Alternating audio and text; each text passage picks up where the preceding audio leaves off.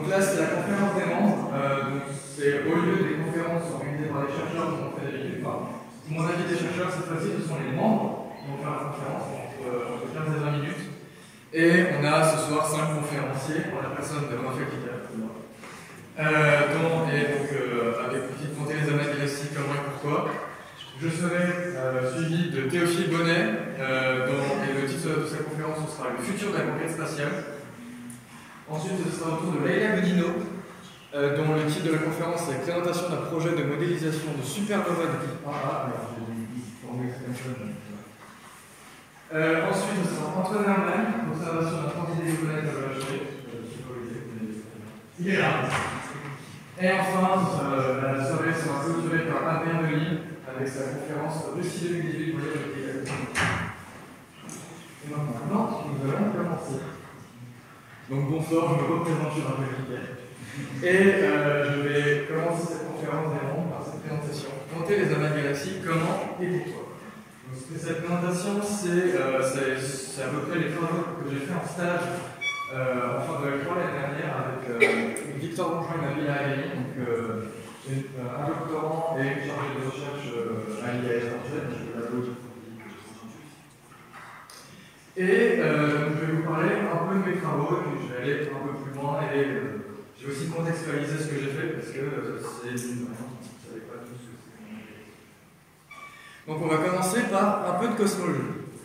Déjà, je dis cosmologie et je ne suis pas sûr que tout le monde sache précisément ce que c'est. Qu'est-ce que c'est que la cosmologie? La cosmologie, c'est une science, déjà, une branche de l'astrophysique et qui s'intéresse à l'univers aux plus grandes échelles. Notamment, donc les plus grandes échelles, j'entends par là au-delà des galaxies, donc les amas de galaxies, les galaxies aussi, mais qui s'intéressent à la naissance et l'évolution de l'univers. Donc, par exemple, la conférence du 12 décembre, qui sera liée à la cosmologie, qui sera le destin de l'univers. Et donc, la cosmologie, c'est tout ça, c'est cette science qui s'intéresse à l'univers globalement, pas à la Terre, aux étoiles. Donc, la cosmologie, c'est un modèle, enfin, surtout cette science se fait grâce à un modèle qui repose sur ce qu'on appelle des nombres qu'on appelle paramètres cosmologiques. Donc là, paramètre cosmologique, par exemple, ce petit oméga m, là, c'est ce qu'on appelle un paramètre cosmologique, et ce paramètre-là en particulier, c'est la part de matière dans l'univers. Et donc ça, c'est un paramètre parmi tant d'autres. Et quand on connaît avec une précision suffisante des paramètres cosmologiques, on peut élaborer des modèles ou, avec les modèles qu'on a, en sélectionner certains par rapport à d'autres qui sont plus ou moins vraisemblables par rapport aux paramètres cosmologiques qui sont mesurés. Ces paramètres qu'on mesure grâce à des observables, par exemple les amas de galaxies, ça c'est mon travail, c'est fini. Le CMB, donc le CMB c'est Cosmic Microwave Background ou scientifique cosmologique.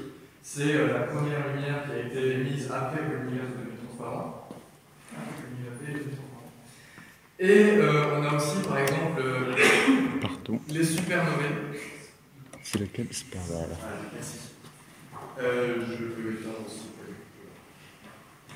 Donc un autre observable. Non, voilà. Si, là, voilà.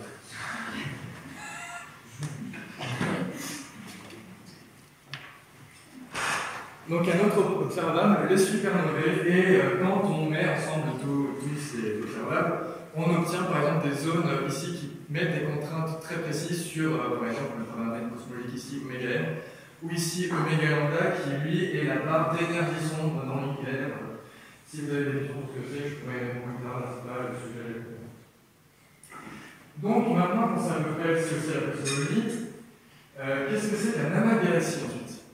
Alors la première chose qu'il faut savoir, c'est que l'univers, c'est pas homogène, c'est pas de la matière répartie de manière non structurée. L'univers, c'est extrêmement structuré en fait. Ça se structure dans ce qu'on appelle la toile cosmique, donc avec des nœuds et des filaments. Et en fait, qu'est-ce que c'est cette toile cosmique? Alors, c'est tout d'abord un squelette de matière noire. La matière noire, vous en avez probablement entendu parler, c'est cette matière pas ordinaire, qu'on n'arrive pas à détecter. Mais la seule façon qu'on a de la détecter, de savoir qu'elle est là, c'est l'influence gravitationnelle qu'elle a sur le soleil. Et je reviendrai dessus un peu plus tard. Donc c'est un squelette de matière noire. Et qui forment cette toile. Et dans ce squelette, en fait, il y a des filaments de gaz qui coulent dans les filaments et qui coulent vers les nœuds, qui sont attirés gravitationnellement, en fait, qui sont attirés dans ces nœuds. Et ce gaz, donc ces nœuds, en fait, sont les amas de galaxies, c'est là qu'on a toutes les galaxies, tout le gaz, etc. Et qui va donner plusieurs propriétés aux amas de galaxies que je vais développer maintenant. Donc, on rappelle, les amas de galaxies, c'est ça, c'est ces petits nœuds dans la toile cosmique. Donc, un amas de galaxie, c'est quoi? Alors déjà, vous voyez, c'est 80% de matière noire, donc 80% de matière qu'on ne connaît pas, qu'on n'arrive pas à détecter autrement que par la masse qu'elle donne aux objets. Et c'est d'ailleurs comme ça qu'on la détecte, parce qu'elle rend les amas de galaxies aussi massifs. Ils sont à l'origine d'effets antigravitationnels, comme on voit ici. Et les antigravitationnels, c'est la déformation du chemin de la lumière par un objet massif. Je en reparlerai un peu plus tard, plus en détail. Mais en gros, c'est comme ça qu'on détecte les 80% de matière noire. Ensuite, je vous ai dit qu'il y avait du gaz qui coulait dans les filaments de la toile cosmique. Mais en fait, ce gaz, c'est 16% de la masse, de la matière contenue dans un amas de galaxies. Et c'est du gaz chaud, parce que le gaz, quand il coule dans vos filaments, ensuite il va faire vos nœuds de la toile cosmique dans vos amas de galaxies. Mais une fois qu'il est dedans, il reste piégé. Parce qu'un amas de galaxies, c'est extrêmement lourd. Et vu qu'il reste piégé, il va se mettre à s'échauffer. Parce qu'il frotte, il bouge, etc. Et du coup, le gaz se concentre dedans. Donc il va se mettre à s'échauffer. Et ça va être à l'origine d'un effet qu'on appelle l'effet Sunyaev-Zel'dovich, que je vais expliquer un peu plus tard, mais qui est, je peux déjà vous le dire, à l'origine de la détection indirecte des amas de galaxies. Enfin, seulement 4% de galaxies, on appelle ça amas de galaxies, mais seulement 4% de galaxies, donc de matière qu'on voit dans le domaine visible. Et donc ces 4% vont aussi nous permettre de détecter des amas de galaxies d'une manière directe cette fois, en observant des surdensités de galaxies, donc le fait qu'il y ait plus de galaxies à un endroit limite de l'univers, ou ce qu'on appelle la red sequence, que je vais expliquer plus tard parce que c'est une propriété clé que j'ai utilisée principalement dans mon stage, mais qui permet de mettre en évidence un amas de galaxies. Donc, je vais commencer par l'effet Sunyaev-Zel'dovich. L'effet Sunyaev-Zel'dovich, je vous l'ai dit, c'est dû à la présence de gaz chaud dans les amas. Et je vais commencer comme ça. Je vous ai parlé du CMB tout à l'heure, du fondifié cosmologique. C'est la première lumière de l'univers. Ce fondifié cosmologique a été cartographié par le satellite Planck en 2013. Et il a été cartographié dans 9 fréquences différentes. Donc des basses fréquences de un rayonnement de 30 GHz, c'est du radio, ouais. C'est dans les ondes radio, c'est 9 fréquences. Et donc ça part de 30 GHz jusqu'à 857 GHz. Et dedans, ce qu'on va voir, c'est un déficit de photons du CMB dans les basses fréquences à certains endroits, et un surplus de photons aux mêmes endroits dans les hautes fréquences. Et ça, comment ça se fait? En fait, c'est un effet de relativité restreinte qu'on appelle la diffusion quantum inverse. Et c'est assez simple à comprendre en fait, parce que qu'est-ce qui se passe précisément? C'est, je vous ai dit, dans la galaxie, c'est du gaz chaud. C'est du gaz chaud, donc il y a des électrons dedans qui sont très agités, donc très énergétiques. Et quand vos photons du CMB vont traverser la galaxie, parce qu'on baigne dans le rayonnement, on baigne dedans, en fait, donc il traverse tout le temps. Et du coup, quand il va traverser la galaxie, les photons du CMB vont gagner de l'énergie par ce processus de diffusion de photons. Et en gagnant de l'énergie, ils vont augmenter leur fréquence. Et du coup, vu qu'ils augmentent leur fréquence, on trouve moins de photons dans les basses fréquences et plus de photons dans les hautes fréquences. Et c'est ça qu'on appelle l'effet Sunyaev-Zel'dovich, effet Sunyaev-Zel'dovich thermal, parce que gaz chaud, et du coup, c'est ça, ce petit T qu'on a avant. Je vous ai dit que ça permettait de détecter indirectement les amas de galaxies, oui, parce que les amas de galaxies c'est du gaz chaud, ça explique tout ça. Et du coup, c'est comme ça qu'il y a eu d'abord un espèce de premier recensement de, pas encore la galaxie, mais de sources des faisceaux de Jean Miller. Donc on a une espèce de carte du ciel avec une carte des sources des FSL, moins une barre ici, qui est due à la Voie lactée qui cache une partie du ciel. Et donc, Nabila Ghanim, qui était une de mes tutrices de stage avec Marianne Bouspi et M. Plier, en 2013, ont obtenu cette carte des effets des candidats de sources d'effets catholiques et ont eu une première estimation, un premier recensement de la galaxie, sauf que c'est pas suffisant, parce que cet effet souillage-algorique, il y a plein de mécanismes qui peuvent en être logiques, parce que c'est du gaz chaud, le gaz chaud on le trouve beaucoup dans les amas, mais pas que. Et donc il faut confirmer autrement le fait qu'on est en présence de la même galaxie. Et donc ce que je dis, nécessité de confirmer visuellement la présence d'un amas. Et c'est là que, enfin, c'est pas la grande enjeu, parce qu'il y en a qui vont faire avant moi, mais c'est là que commence mon stage, en gros. Alors, l'effet antigravitationnel, c'est pour le coup dû à la présence de matière noire dans les amas de galaxies, donc 80% de la masse. Et comment ça se passe? C'est un effet de relativité générale, cette fois, comment c'est la relativité restreinte. Et en gros, c'est les rayons d'une source lumineuse placés en arrière-plan d'un corps massif qui seront déviés.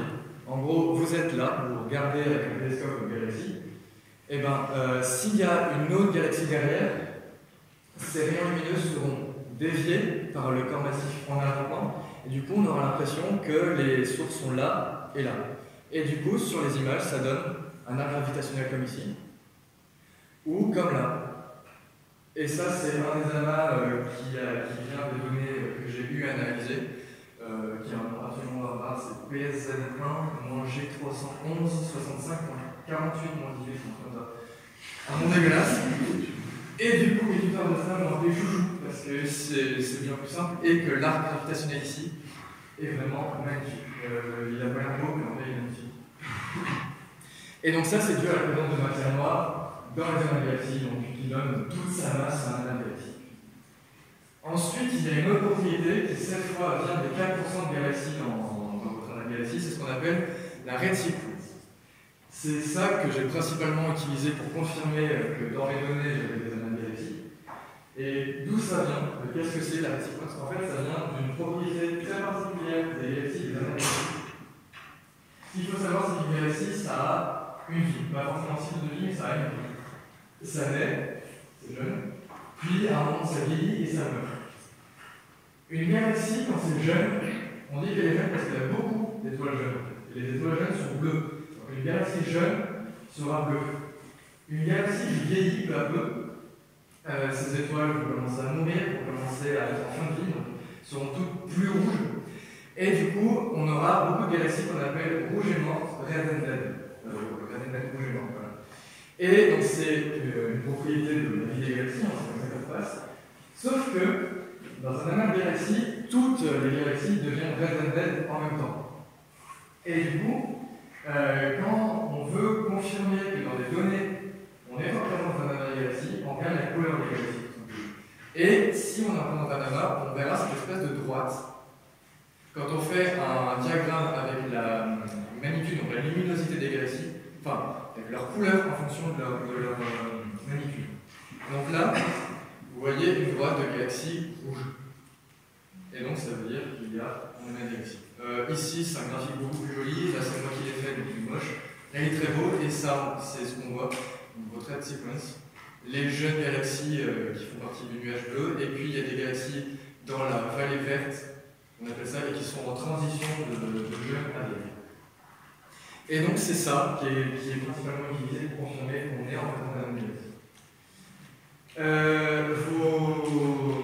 Une fois que vous avez votre galaxie, c'est bien beau de confirmer qu'on est en présence d'une galaxie, mais ce qu'on veut savoir, c'est pas seulement ça, c'est on veut savoir où ils sont, on veut savoir quelle masse ils font, on veut savoir plein de choses sur eux. Alors je ne parlerai pas de comment on calcule la masse parce que j'ai lu des trucs dessus, mais ça m'a totalement échappé, donc c'est un peu compliqué.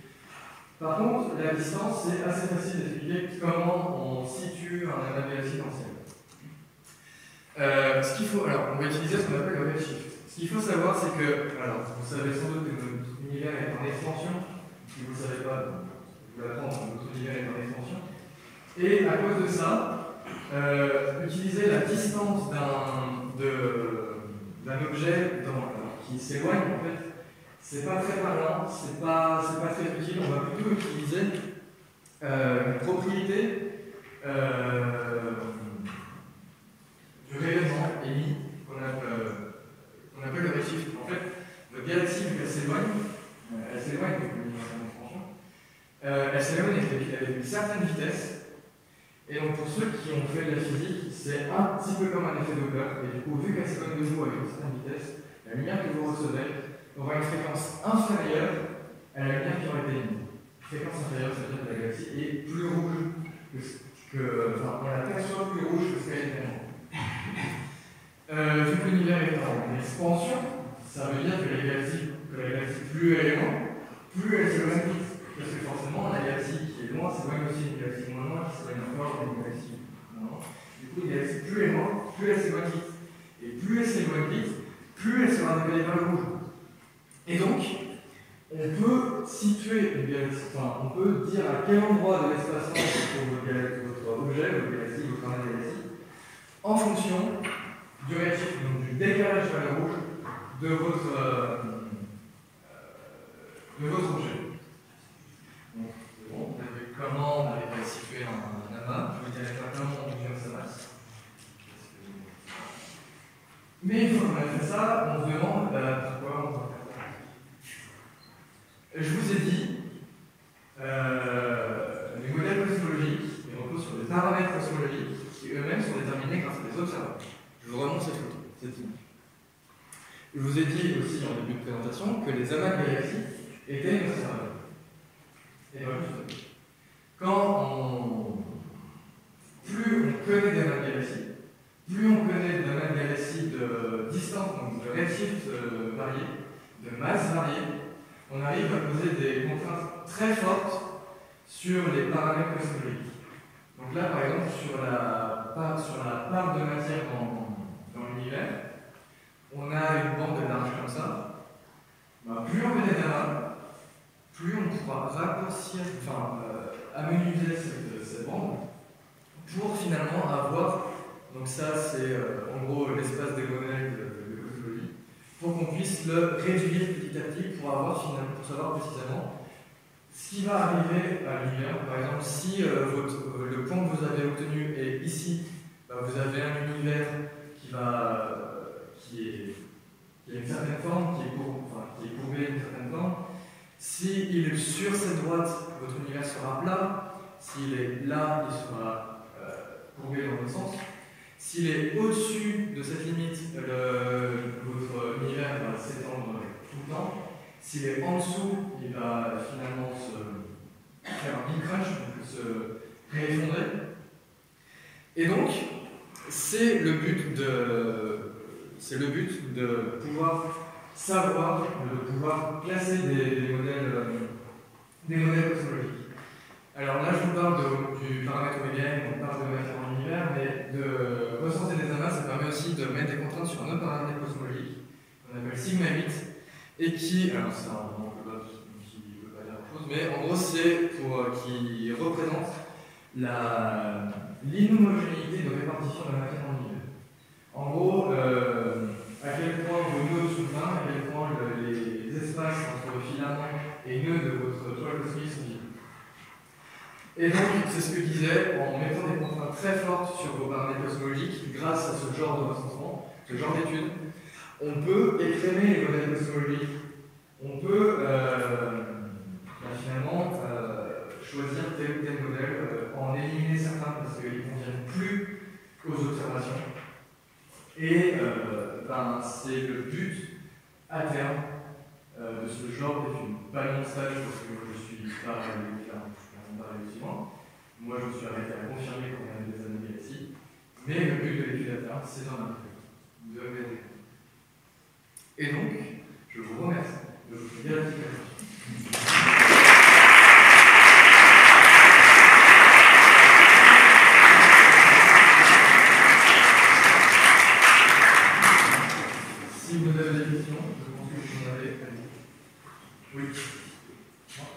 En fait, je voudrais savoir, à terme, les gaz qui circulent dans l'atmosphère cosmique, ils ne vont pas tous se retrouver au niveau des nœuds. Alors, en fait, ce qu'on observe dans les simulations, c'est qu'en gros, quand l'univers est né, enfin oui, il y a eu du moins, etc., au départ c'était assez homogène, sauf qu'il y a eu cet effondrement de la matière noire, puis de la matière, et donc ça s'est effondré en filaments, etc., ça s'effondre de plus en plus, et finalement s'amenuise, s'atténue, et du coup, le gaz va naturellement aller dans les nœuds de la galaxie, puis la Terre, parce que c'est quelque chose de notre simulation, plus le temps avance, plus les filaments sont. Et donc, du coup, si l'expansion de l'univers, elle ne compense pas du tout elle ne compense pas cet effet-là? Non, parce qu'il n'y a pas de création de matière. Enfin, la matière, enfin, en théorie, il n'y a pas de processus de création de matière noire qui peut passer.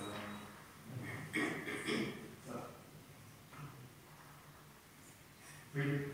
Juste pour ce qui est en pratique, toutes les images que vous obtenez pour les galaxies qui sont extrêmement lointaines, comment vous les obtenez? C'est un télescope très puissant, Ouais, alors, donc les données que j'ai traitées venaient d'un télescope au Chili qui s'appelle le New Technology Telescope. Donc c'est un télescope de 3 mètres.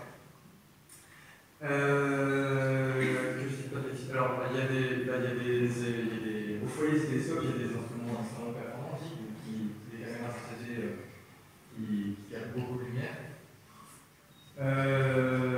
Mon tuteur de stage a travaillé avec des données non pas en optique, mais non pas photométriques, mais spectroscopiques.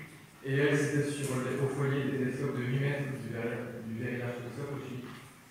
Donc en général, donc là, c'est des télescopes terrestres. Il y a des télescopes aussi qui sont là, mais c'est des gros télescopes terrestres. En fait, c'est des partenariats pour obtenir les données, par exemple, est-ce qu'elles appartiennent au Chili? Est-ce qu'ils vous les vendent? Le VLT, tout ça, ça fait partie de ce qu'on appelle l'ESO, donc European Southern Observatory. En fait, c'est des télescopes européens, mais qui sont implantés au Chili, dans les airs africains, parce qu'il y a un ciel magnifique là-bas. Et c'est des partenariats européens, j'imagine que le Chili est un peu. Je ne sais pas s'il est participé. Oui. Quand vous dites que l'univers justement est en pleine expansion, est-ce que, ok, on a les moyens de mesurer justement cette expansion, Oui. mais est-ce qu'on ne se rend pas compte au final de ça aussi parce qu'on a les moyens maintenant au final et que c'est quelque chose qui existe depuis toujours et pas juste en expansion, mais tout le temps, depuis toujours c'est comme ça. Non, parce que déjà on observe le chiffre, le fait que les galaxies sont loin. Et puis, ce qui est important, c'est que la lumière, elle met du temps à se propager, donc quand on regarde loin, on regarde très tôt dans l'histoire de l'univers. Donc, en regardant par tranche de distance, on arrive à avoir une histoire de la vitesse d'expansion de l'univers. Et c'est comme ça qu'on s'est rendu compte, en 98, donc très récemment, que l'expansion de l'univers s'accélérait parce que les galaxies très proches s'éloignaient plus vite que. Enfin, en gros, on voyait que c'était une accélération. Donc, c'est en place.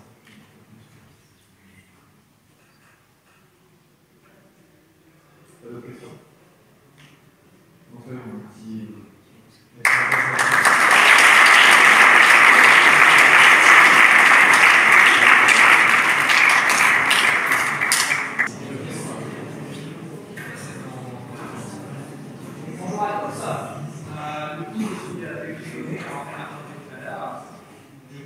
Petite exposé en fait sur le futur de la contexte spatiale. On ne comprend pas grand-chose. Mais du coup, on nous a parlé de pas mal de galaxies, de choses de ce genre-là, qui sont passionnantes, mais un peu compliquées, qui font un peu mal à la tête parfois. Donc là, vous pouvez vous reposer et puis, simplement rêver un peu.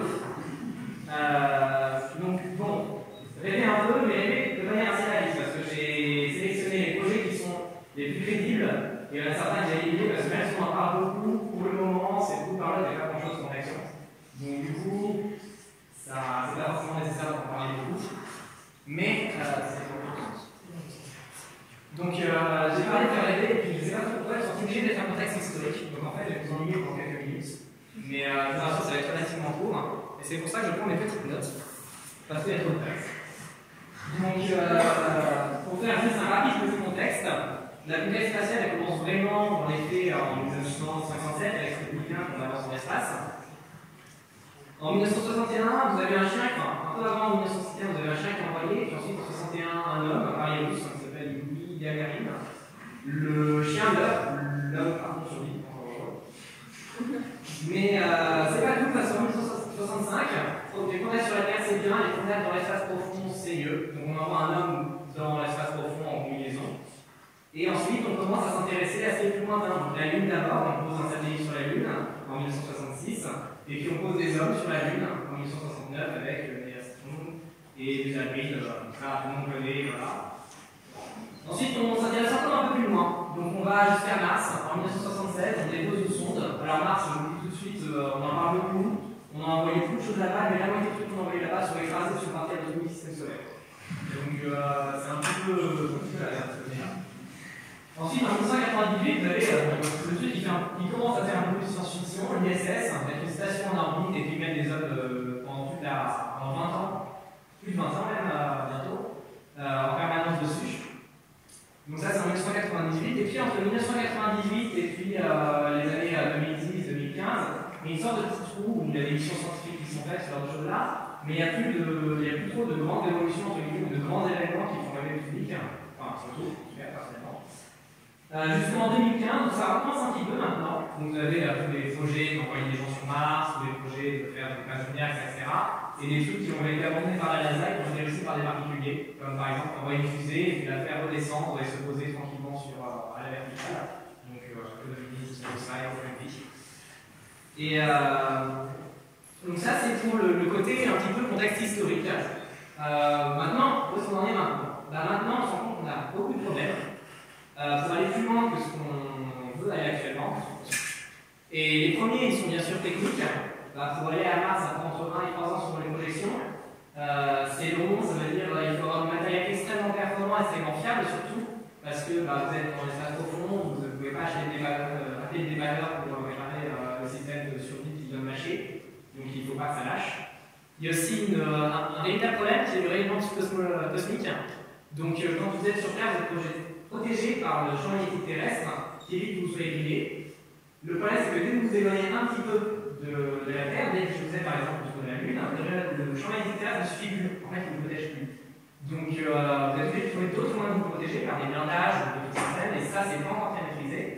Et par exemple, c'est un véritable obstacle pour aller sur Mars, parce que pour le moment, si on envoie des humains sur Mars, le temps qu'ils arrivent, il est possible qu'ils ne soient pas forcément tout à fait en vie. Donc, ça peut être un peu problématique, d'accord. Et il n'y a pas que ça, il y a aussi le problème que vous vous retrouvez dans des petites boîtes avec tout noir tout autour et de grandes chances de mourir. Donc psychologiquement, c'est pas forcément toujours très facile. Donc ça implique de faire très attention à ça, de trouver des moyens, des moyens de permettre aux astronautes de relâcher leur stress. Et le dernier problème aussi, qui est en train d'être étudié notamment avec les cosmonautes qui reviennent depuis l'ISS, qui est l'effet sur le corps humain, qui est complètement inadapté à la vie dans l'espace, avec notamment le cœur qui va grossir, qui va moins bien fonctionner, les muscles qui vont se ramollir, les os qui vont aussi s'affaiblir et briser beaucoup plus facilement. Ce qui fait que par exemple, un astronaute qui reste entre 3 et 6 mois sur l'ISS, quand il redescend sur Terre, il ne peut plus marcher. Donc il est obligé de prendre plusieurs mois de rééducation avant de pouvoir à nouveau marcher, au point qu'en fait, quand il sort de la capsule qui lui a permis de rester sur Terre, là, il y a 2 personnes qui l'aident à marcher pendant tout le temps et qui le portent jusqu'au médicament, jusqu'au traitement des soins. Donc c'est un problème qu'il faudrait réussir à gérer. Alors pour ça, il y a différentes techniques que les gens imaginaient de faire une gravité artificielle en faisant tourner quelque chose et en se mettant au bon endroit, ce genre de choses-là, mais je ne vais pas rentrer dans les détails là-dessus. C'est juste pour présenter un peu les problèmes auxquels on s'expose. Et maintenant, c'est le moment où je vais essayer de tenir ma promesse et de vous faire rêver un petit peu. Donc, on va parler des projets, des grands projets qui aujourd'hui commencent à voir le jour, ont déjà bien vu le jour. Le premier, c'est celui le plus proche, là, c'est le plus proche de nous, c'est la Lune. Alors, la NASA avait suggéré, émis des études pour faire des bases lunaires il y a quelques années, bien avant ça. Ça avait été un petit peu abandonné pendant longtemps. Et aujourd'hui, enfin, ça revient. Donc il y a deux projets principaux, en fait, un que je trouve amusant en fait. Bon, je dis amusant, mais c'est quand même sérieux, hein, bien sûr. C'est présenté par l'ESA, donc c'est un projet qui commence maintenant à être mis en branle, qui a été annoncé par le directeur de l'ESA qui s'appelle comment Yann Bourgogne. C'est un assistant. Donc il s'agit de faire une sorte de village international sur la Lune pour remplacer l'ISS qui est censé être qui est censé arriver au terme de son existence en 2025, en théorie. Enfin, les États-Unis en 2025 disent qu'on arrête de donner de l'argent. Donc si les États-Unis n'ont plus trop d'argent, il y a plus trop d'argent pour l'ISS. Du coup, au final, ça revient quand même un phénomène. Et ce projet, c'est de faire un village international par une méthode que vous connaissez tous, mais que vous n'aurez jamais imaginé qu'on puisse faire ça avec, c'est l'impression 3D. Alors oui, quand je dis ça, ça fait pas très cohérent, mais en fait, c'est le cas. C'est déjà été testé par certaines boîtes qui arrivent à faire des gros murs de 3 mètres d'épaisseur avec uniquement l'impression 3D. Donc l'idée, ce serait d'utiliser la poussière lunaire avec un aménagement avec un certain composé et utiliser des robots pour faire couche par couche en impression 3D les bâtiments et en même temps doubler la création du bâtiment comme ça et en plus protéger des rayons cosmiques. Donc faire un peu un blanc. Donc ça, ce serait plutôt en collaboration avec les Russes et les Chinois s'ils veulent bien, parce qu'il y a un peu le risque qu'ils veulent faire les choses tout seuls parce que ça va voir quoi.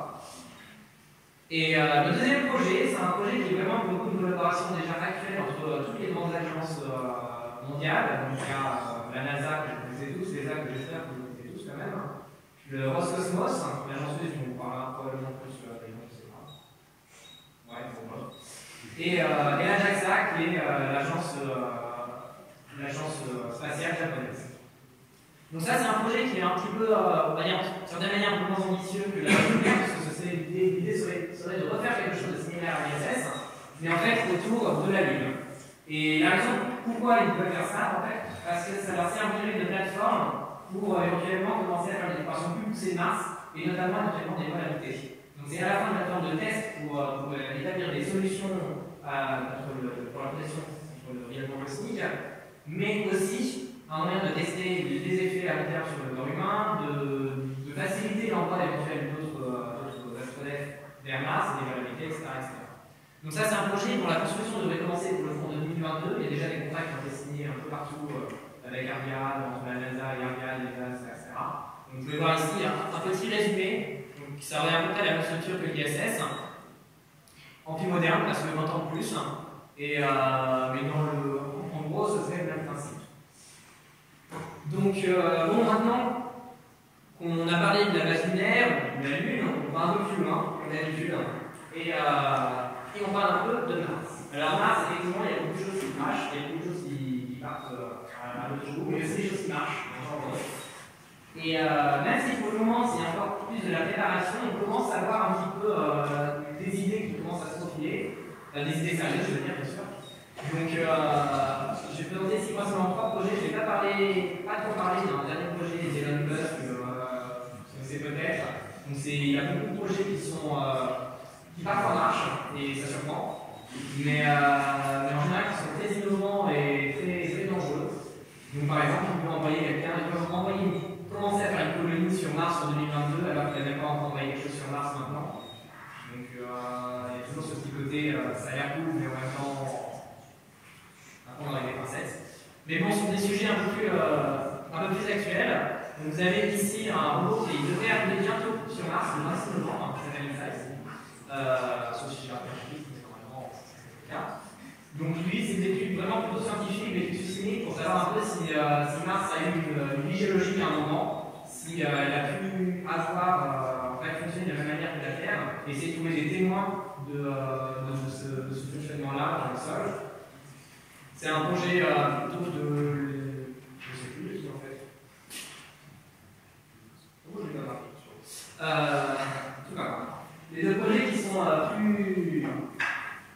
plus importants, en l'occurrence, sont censés avoir l'échéance en 2020. Vous avez ici un projet plutôt de l'ESA qui s'appelle ExoMars. Ils vont envoyer un rover sur Mars, le faire se poser et il va creuser. Et c'est à peu près. Mais pourquoi est-ce qu'il va creuser? Parce qu'en fait, 1 mètre sur Terre, enfin 1 mètre sous Mars, du coup, vous avez, en théorie, vous êtes censé avoir des roches qui sont censées retenir les composés biologiques et organiques. Et donc, éventuellement, ce serait un moyen de savoir s'il y a eu de la vie ou non sur Mars. Donc, en plus des autres témoins qu'il y a, d'autres témoins éventuels qu'il y a avec les écoulements, enfin, les marques des écoulements que vous pouvez avoir sur Mars et une forme de Mars qui suggère qu'il y a eu un moment un espace relativement habitable, même si on ne sait pas trop sur là-dessus, d'où cette mission-là. La dernière mission, ça s'appelle Mars 2020, donc vous avez un prototype de le schéma de rover ici. Donc là, c'est la NASA. C'est un rover qui a des missions beaucoup plus variées en fait que celui de l'ESA. Donc notamment, l'idée ce serait de recueillir des échantillons sur Mars, de les mettre dans un petit container et de demander ensuite à une autre mission vers Mars de ramener ce container sur Terre pour l'étudier dans des laboratoires dignes de ce nom. Parce que sur Mars, vous avez ça fait quelques mètres au maximum et vous n'avez pas la place de faire des études vraiment poussées sur vos échantillons. Alors que si jamais vous le ramenez, vous pouvez prendre un gros test qui fait cette taille-là et après je mets notre guitare sur ce truc-là. Donc c'est le premier objectif. Vous avez plusieurs autres objectifs qui sont l'étude de la météo de Mars, du climat. Actuellement, ça va un peu déjà pour pouvoir éventuellement prévoir la manière dont les autres faciliter l'atterrissage d'autres missions sur Mars. Donc ça va un peu éventuellement se monter en Terre. Et la dernière mission, c'est un test d'un appareil qui s'appelle MOXIE. Le nom il a été fait par l'État, je crois. Et il s'agit en fait d'un appareil qui est censé transformer du CO2 en O2. Et donc ça permettrait éventuellement de faciliter la vie sur Mars, puisque sur Mars c'est 0,21% d'oxygène, un truc de ce genre-là, contre 21% sur Terre. C'est pas trop petit pour un être humain du là-bas. Donc voilà, c'est le résultat. Mais toujours est-il que cette mission-là, elle est en soi assez importante, en soi c'est le progrès, pour la possibilité d'éventuellement aller sur Mars un jour. Et la NASA considère que ce serait un succès dans le cas où cet appareil arriverait à produire pendant 22 grammes d'oxygène par jour pendant je ne sais plus combien de jours martiens, et ce qui permettrait à un être humain de vivre pendant 10 jours, de respirer pendant 10 jours sur Mars. Donc pour le moment c'est assez limité, mais on voit déjà qu'on commence à préparer un peu de chemin pour éventuellement une exploration. Enfin, moi l'habiter vers Mars et l'exploration de Mars. Pas forcément de colonisation, bien sûr, mais une exploration de Mars un peu plus de ce genre-là.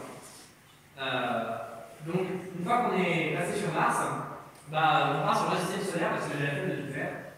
Et il y a d'autres choses. C'est assez impressionnant, il y a des missions à peu près dans tous les sens, sur tous les astres. Soit qui ont lieu, soit qui sont en train d'avoir lieu, soit qui vont avoir lieu. Donc, je me suis concentré sur plutôt 3 missions que j'ai trouvées plus intéressantes. La première, c'est Osiris-Rex. C'est un livre bizarre de nom, mais il y a une logique derrière, il y a un acronyme long et compliqué. Donc ça fait un petit peu science-fiction aussi, tout simplement parce que ça a trait à l'exploitation des astéroïdes. Donc vous pouvez, si vous êtes un peu fan de science-fiction, souvent vous voyez des bases d'exploitation d'astéroïdes, on regarde là-dessus, on les ramène sur Terre. C'est un petit peu un premier pas d'une certaine manière vers ça, puisqu'il s'agit d'aller tester un astéroïde, de voir un peu ce qu'il y a dans le ventre, et éventuellement de savoir si oui ou non on peut l'exploiter et en profiter. C'est pas le seul intérêt, il y a un deuxième intérêt, c'est l'étude de ce qu'on appelle l'effet Yarkovsky.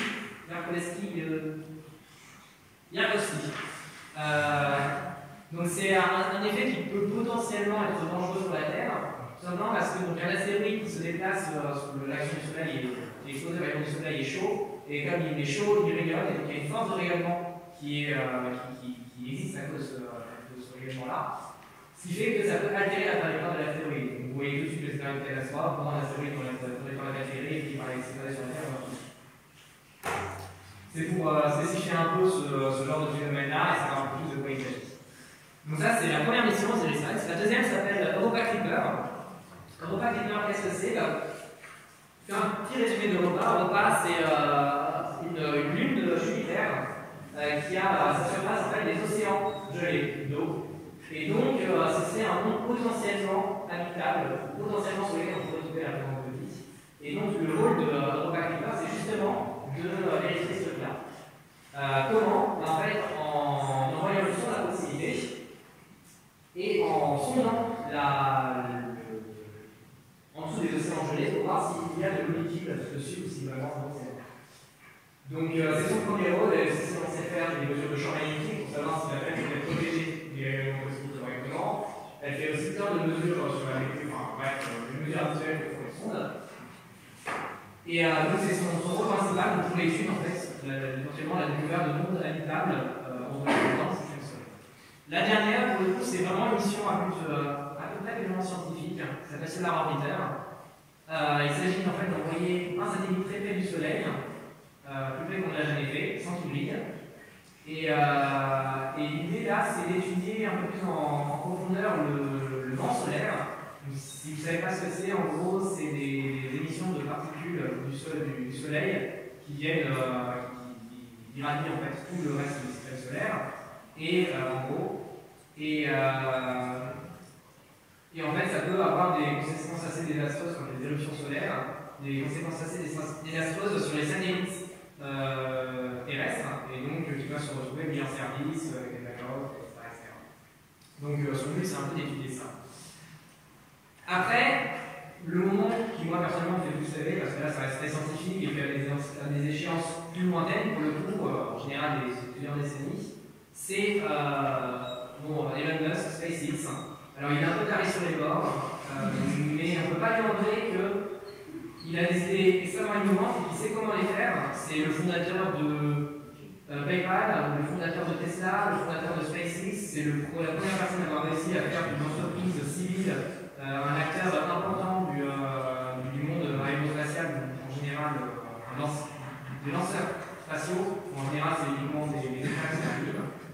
Donc notamment lui, un de ses projets principaux, assez récents, c'est de faciliter en fait l'usage par les civils, donc pas par nous parce qu'on est au cours en général, mais par des gens plus riches que nous, mais encore civils, l'accès à l'espace. Alors comment il va faire ça? Il veut créer ça. Enfin, c'est un peu, il est en train de la faire, et vraiment, elle a déjà, je crois, FTC, elle a FTC, je crois.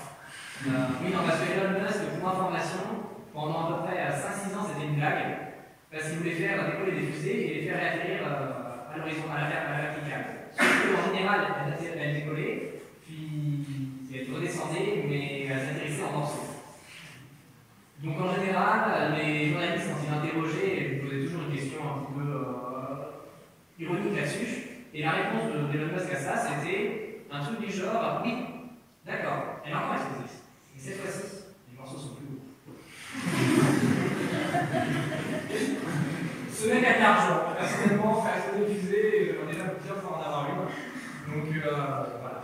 Mais donc, ce projet-là, qu'est-ce que c'est? En fait, l'idée serait de créer.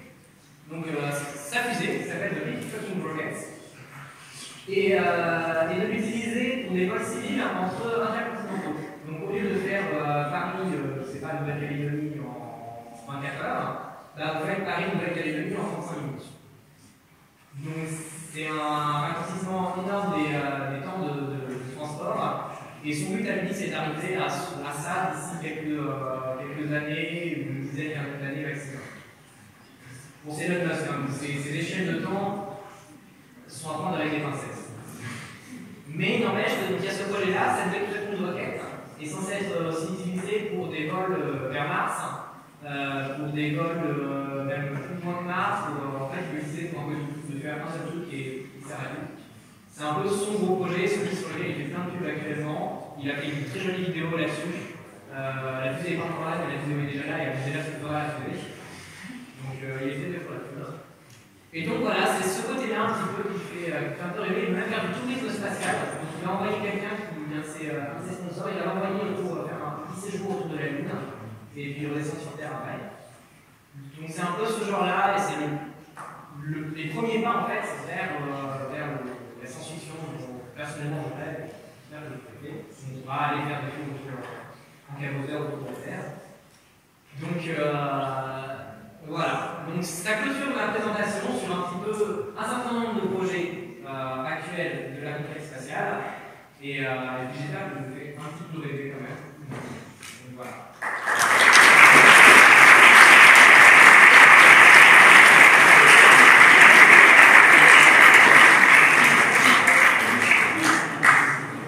Quelqu'un a des questions ou pas? Oui.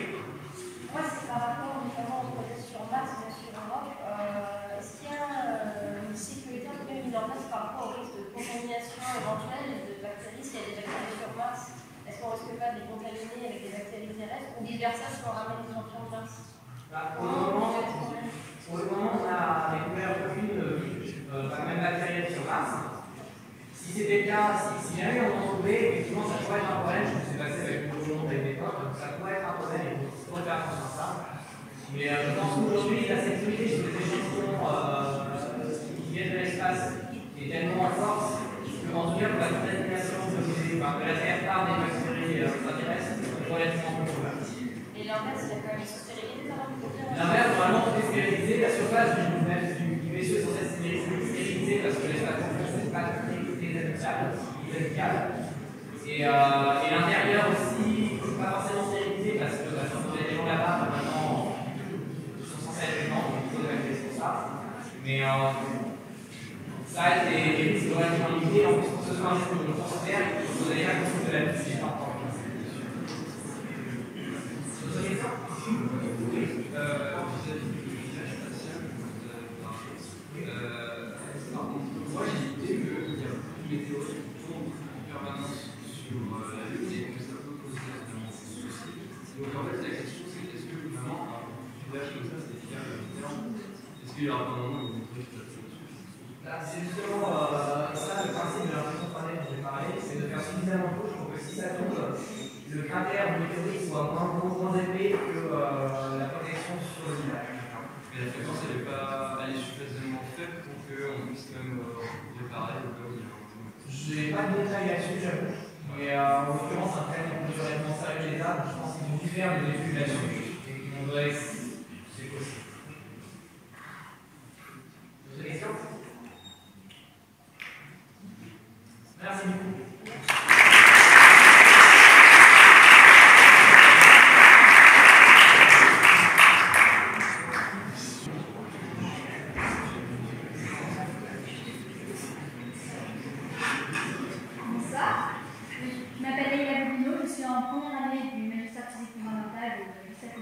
Et je vais vous présenter un projet que j'ai depuis 3 ans environ sur les supernovas de type 1A. Donc déjà le nom ça l'a bien compliqué, surtout qu'en gros c'est un peu sur le truc que je connais en astronomie. Donc je vais vous expliquer au moins pourquoi les supernovas de type 1A. Donc, en gros j'ai été en contact avec un chercheur et puis un jour il m'a dit ah les gars j'ai une présentation demain, je ne voudrais pas me servir de sauvegarde, je t'envoie mon dépôt.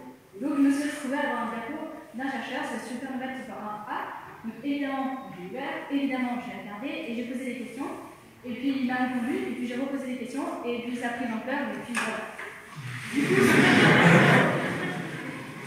Du coup, la morale de ma présentation, je l'ai fait comme ça maintenant en introduction, c'est que même sans avoir un doctorat, même sans faire plein de choses en physique ou en n'importe quoi, on peut faire des trucs sympas à partir du moment où on est curieux et on se fait plaisir. Donc voilà, je vous encourage à faire plaisir en science. Voilà, pour la fin. Donc, alors. Donc tout d'abord, qu'est-ce qu'une supernova? Donc en gros, une supernova, c'est une étoile en fin de vie qui est très très lumineuse dans le pointeur. Donc c'est le petit point ici. Il paraît qu'il y a très très longtemps, on avait même, quand c'est arrivé, à voir une supernova en plein jour, tellement c'est lumineux. Il y en a différents types, donc vous les voyez ici. Moi je m'intéresse uniquement aux supernovas de type 1A. Donc on les détecte, en fait on les différencie par rapport à ce qu'il y a dans le spectre. Le spectre, c'est ce qu'il y a ici. Vous voyez, il y a différents marqueurs, en gros c'est des trous et des bosses. Et les marqueurs indiquent qu'est-ce qu'il y a dans la supernova et c'est comme ça qu'on différencie les différents types. Pour étudier une supernova, il y a deux moyens. Soit vous faites de la spectroscopie, ici, soit vous intégrez les spectres en fonction du temps et vous faites de la photoscopie. Moi, en fait, le but de la présentation, en gros, c'est de reproduire ça. C'est ce qu'on appelle une courbe de luminosité et c'est très très intéressant en cosmologie pour faire justement ce dont on parlait dans la première présentation, pour retrouver les grands constants cosmologiques. Et c'est pour ça que les supernovas de type 1A sont assez intéressantes, parce qu'elles ont des courbes de luminosité très standardisées et c'est très très pratique pour mesurer des distances. Allez. Donc, alors ma présentation, en fait, ça va être assez simple. Mon modèle, il est absolument chronologique. Donc, en gros, dans une supernova, il y a deux étapes. C'est une étoile en fin de vie. La première étape, c'est l'étoile qui va petit à petit se contracter à cause de la gravitation, et ça va faire de la fusion.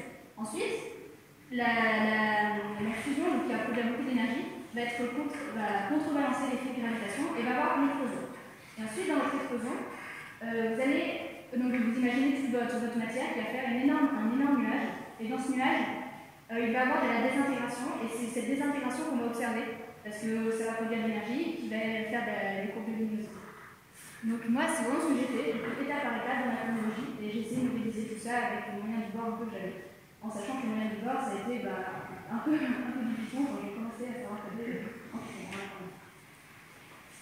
Donc la première étape, c'est l'étoile en fin de vie. Donc il faut savoir qu'en gros, il y a deux grosses théories sur ce qu'on appelle le progéniteur, donc l'étoile en fin de vie. Soit le progéniteur absorbe la matière de l'état proche, soit c'est deux étoiles qui tournent entre elles et qui vont finir par créer de la supernova. Pour le faire, j'ai utilisé l'un et l'autre, j'ai fait beaucoup plus simple. Je me suis juste dit, je prends une étoile, il n'y a pas de matière, pas d'atome matière extérieure.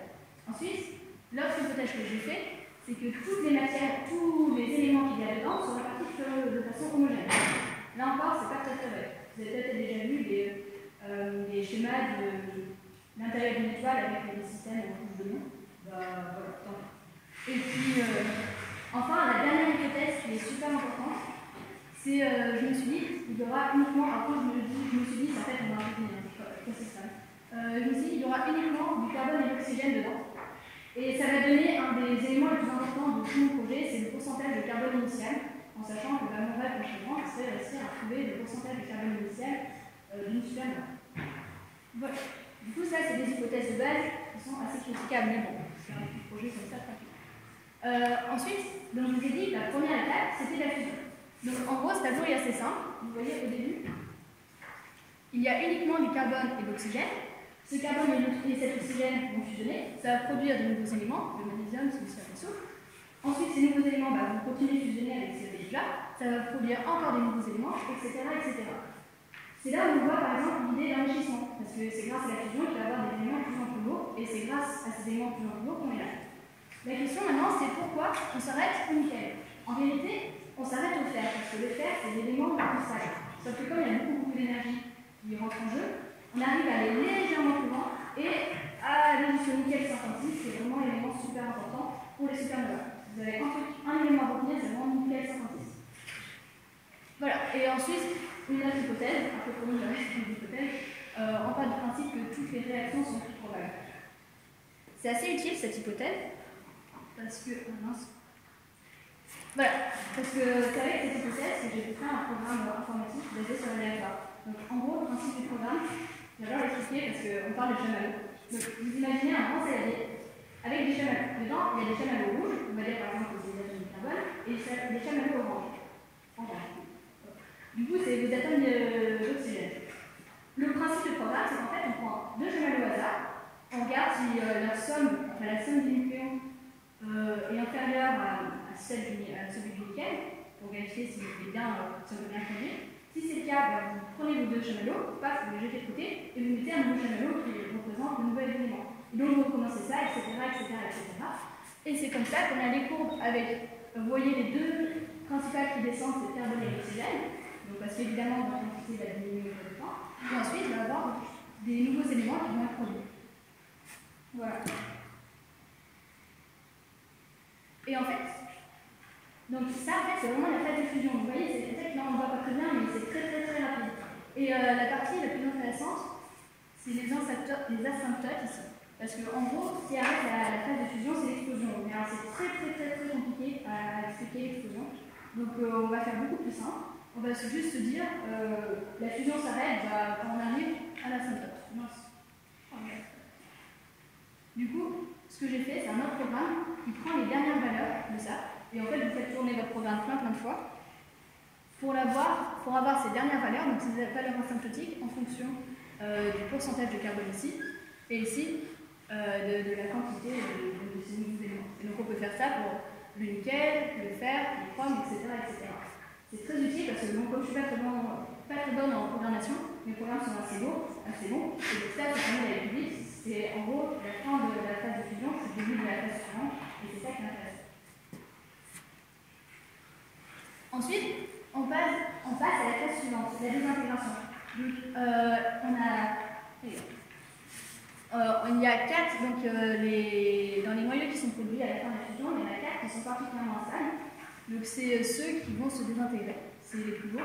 la désintégration du titane, on la laisse vraiment de côté, parce que comme vous voyez, donc les demi-vies, c'est le temps qu'il faut pour que la moitié des atomes de population disparaissent. Là, il est 47 ans, donc autrement dit, les expériences qui utilisent supernova n'ont jamais assez d'argent pour utiliser supernova durant 47 ans.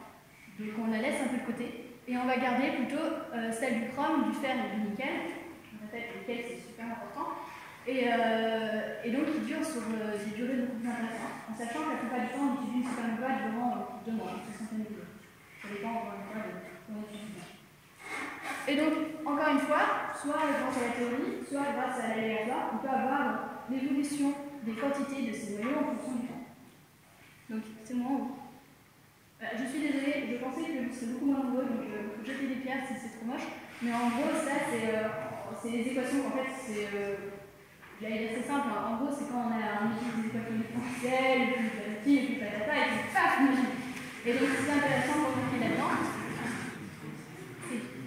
vous voyez par exemple ici, donc, alors ça je vous ai fait calculer, c'est l'évolution de la quantité de chaque espèce en fonction du temps. Donc, ce qui est intéressant de voir, c'est par exemple ici, il y a le nickel 56, donc c'est la quantité initiale du nickel 56. Donc, cette quantité initiale, si on revient en arrière, c'est des asymptotes. Donc en gros, la quantité initiale pour la phase de désintégration, c'est la quantité finale pour la phase précédente, qui est la phase de fusion, d'où l'intérêt du programme avec les asymptotes.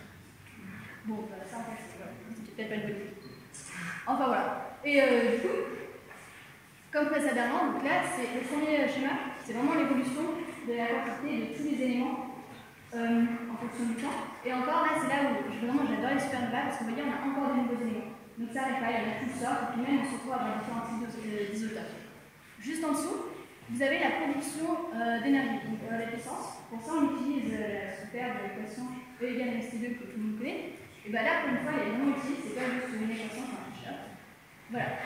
Et donc, ça permet d'obtenir la puissance en fonction du temps, ce qui est super intéressant parce que la puissance, c'est ce qu'on voit, c'est vraiment les luminosités. Voilà. Donc ensuite, là, si vous vous rappelez bien, on est dans notre deuxième phase. Donc vous imaginez votre gros nuage avec tous vos égyptes là.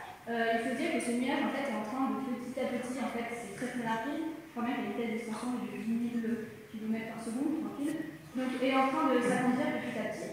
Et donc dans ce nuage, il y a une production d'énergie par la désintégration. Sauf qu'en fait, ce nuage, surtout au début, est particulièrement dense. Donc il va aussi avoir un effet d'absorption. Et du coup, pour moi, absorption, que tous les élèves ont fait des scientifiques, on pense tout de suite à la loi de Verhoeven. Enfin bref, voilà le truc. Et du coup, voilà, je voulais rappeler aussi. Donc ça, c'est une manche finie. Et c'est aussi ce qui est intéressant. Et pourquoi j'aime bien faire des sciences, parce qu'on arrive à rassembler des trucs qui n'ont aucun rapport, genre la physique des supernovas avec de la chimie. Et on peut faire des analogies qui marchent plus ou moins bien. Là, franchement, ça marche pas très bien, mais on pourquoi pas. Du coup, là, la loi de D'Alembert, on fait une analogie. Donc par exemple, dans la loi de D'Alembert, on a la concentration. Bah, ça fait rien, on va se dire que c'est la même chose que la masse atomique du nuage, ce qu'on peut calculer. Il y a la longueur traversée, bah, ça fait rien, on va dire que c'est égal au rayon moyen que la lumière traverse dans le nuage. Et puis, on arrive à obtenir une équation pour expliquer l'absorption, le phénomène de l'absorption dans ce nuage végétal. Voilà. Et donc, l'absorption qui dépend du temps. Là, encore une fois, franchement, j'étais plutôt contente parce que trouver une équation aussi simple, c'est simplement une constante divisée par un temps carré, c'est plutôt sympa. Voilà. Ensuite, il faut dire, vous imaginez votre nuage, il y a de l'énergie absorbée, votre nuage augmente petit à petit. Ça veut dire de l'énergie, ça ne peut pas toujours s'absorber comme ça en continu, il y a un moment où cette énergie est réussie à sortir. C'est le phénomène de réémission. On appelle aussi le phénomène de thermalisation. Donc soit par l'effet Thomson, soit par vraiment la thermalisation. En gros, sincèrement, si vous ne voyez pas la gaussienne. Bon, alors en gros, on va dire qu'il y a un temps T1, il y a de l'énergie qui est absorbée. Et cette énergie va être émise plus tard, avec un certain retard, et ce retard est proportionnel à la densité du nuage. Ça semble assez logique. On se dit que si le nuage est particulièrement dense, l'énergie va mettre beaucoup de temps, enfin la lumière va mettre beaucoup de temps pour ressortir, alors que s'il est beaucoup plus dilué, l'énergie mettra beaucoup moins de temps pour ressortir. Donc voilà, pourquoi pas, on va dire que le retard est proportionnel à la masse volumique. Et aussi, on va dire que quand l'énergie ressort, elle ressort sous une forme gaussienne. parce que les dossiers, je ne sais pas pourquoi il y en a toujours en physique, donc ça semble être une bonne idée. Voilà, donc là, vous ne voyez pas, je vais refaire. Hop, elle est juste là. Voilà, donc ça c'est pour un point. Et là, encore une fois, il y a un slide très moche, je vais vous fermer les yeux, vous pouvez dormir, où on généralise au cours du temps. Bon, encore une fois, je suis désolée, c'est vrai que c'était peut-être pas la meilleure idée du siècle. Enfin bref, du coup, vous avez une fonction qui permet d'expliquer la rémission en fonction du temps. Et quand on met tout ça ensemble, on se retrouve à avoir encore une équation qui est en fait plutôt évidente, on ne dirait pas comme ça, mais c'est vrai. Parce que donc la magnitude, ça va être alors, moins 2,5 fois le logarithme de la puissance. Donc la magnitude, c'est ce que voit le scientifique sur les courbes de luminosité. La magnitude, c'est ce qui est ici. Là, c'est le temps. Donc ça, c'est une vraie courbe de luminosité. Donc là, la magnitude, là, le temps. Donc avec le modèle que je viens de vous présenter, on peut exprimer cette magnitude, donc ce que voient les physiciens, avec sous forme d'une somme. Et en fait, ce qui est cool, c'est que dans la somme, il y a vraiment chaque étape dont je vous ai raconté. Donc là, le premier morceau, vous reconnaissez la production d'énergie, avec E égale C2. Le deuxième morceau, vous reconnaissez l'absorption. Le terme suivant, vous reconnaissez la réduction. Et ensuite, on va juste ajouter un terme constant qui prend en compte la distance, la dilution en fonction de la supernova. Et après, toutes les absorptions extérieures, si quand la lumière traverse sa galaxie mère, elle va être absorbée. Quand elle traverse les milieux interstellaires, ça va être absorbé. Et puis donc un petit terme de magnitude de référence. Et quand on additionne tout ça, donc là vous avez la courbe en bleu, c'est l'énergie qui est produite. La courbe en verte, qu'on ne voit pas bien, c'est, je vais vous la faire comme il faut, comme ça. C'est l'énergie après le filtre d'absorption. Et ensuite la courbe en rouge, c'est l'énergie qui prend en compte, la courbe de luminosité qui prend en compte les désintégrations de l'absorption et la réduction. Donc vous voyez la rouge, ce qui est vraiment sympa, c'est qu'en fait elle ressemble à la rouge aussi ici. Et donc, vous venez d'avoir une courbe de luminosité créée avec des outils encore pas trop compliqués. Voilà. Donc ça, c'est la fin du programme. Et je me suis dit, bon, vu qu'on s'approche de Noël et que vous êtes tous très motivés parce que je viens de vous présenter et que vous avez trop envie de m'aider, du coup, je vous ai fait la liste de tout ce que je voulais. Alors, si vous êtes intéressés, il y a une liste qui va circuler, suivez-vous. Donc, en gros, déjà, la première chose que j'aimerais bien, parce que quand on a un programme, le but c'est toujours d'améliorer et d'utiliser. Donc la première étape, ce serait d'améliorer. Déjà, en améliorant toutes les hypothèses que j'ai faites, donc par exemple l'étude probabilité dans les fusions, l'histoire d'homogénéité, l'histoire que l'apport extérieur, donc toutes ces hypothèses un peu bancales, le modèle d'absorption aussi, ce serait pas mal de les améliorer. Ensuite, ce qui serait sympa, c'est même d'utiliser le modèle pour aller plus loin. Donc, il y a deux choses que j'aimerais bien faire. Déjà, l'appliquer à la spectroscopie, c'est ce que je vous ai dit au début, là j'ai plutôt fait de la photométrie, donc avec des courbes de luminosité comme ça, mais on peut aussi étudier la spectroscopie, il y a la très prometteur. Et voilà, donc j'aimerais bien faire utiliser la spectroscopie. Et sinon, une autre chose qui pourrait être intéressante, c'est bon, on a fait un bon boulot, on a fait un modèle qui fonctionne plus ou moins. Ce qui pourrait être sympa, c'est d'utiliser pour étudier les deux supernovas. Donc en gros, ce serait faire protocole inverse. Vous me donnez une supernova comme ça, très gentiment. Et à partir des données de cette supernova, ce qui pourrait être pas mal, c'est utiliser le modèle vraiment pour remonter étape par étape le modèle jusqu'à arriver au pourcentage de carbone initial. Bon, évidemment, ça demanderait pas mal de boulot, mais voilà, si vous voulez vous amuser durant vos vacances, je vous en prie. Vas-y, merci.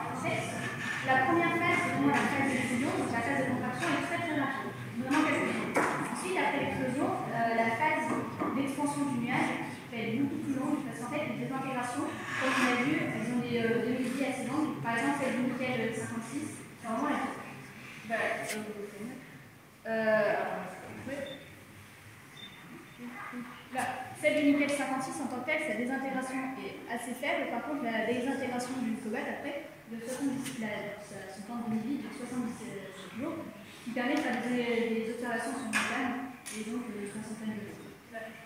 Ça, c'est la deuxième page. Oui.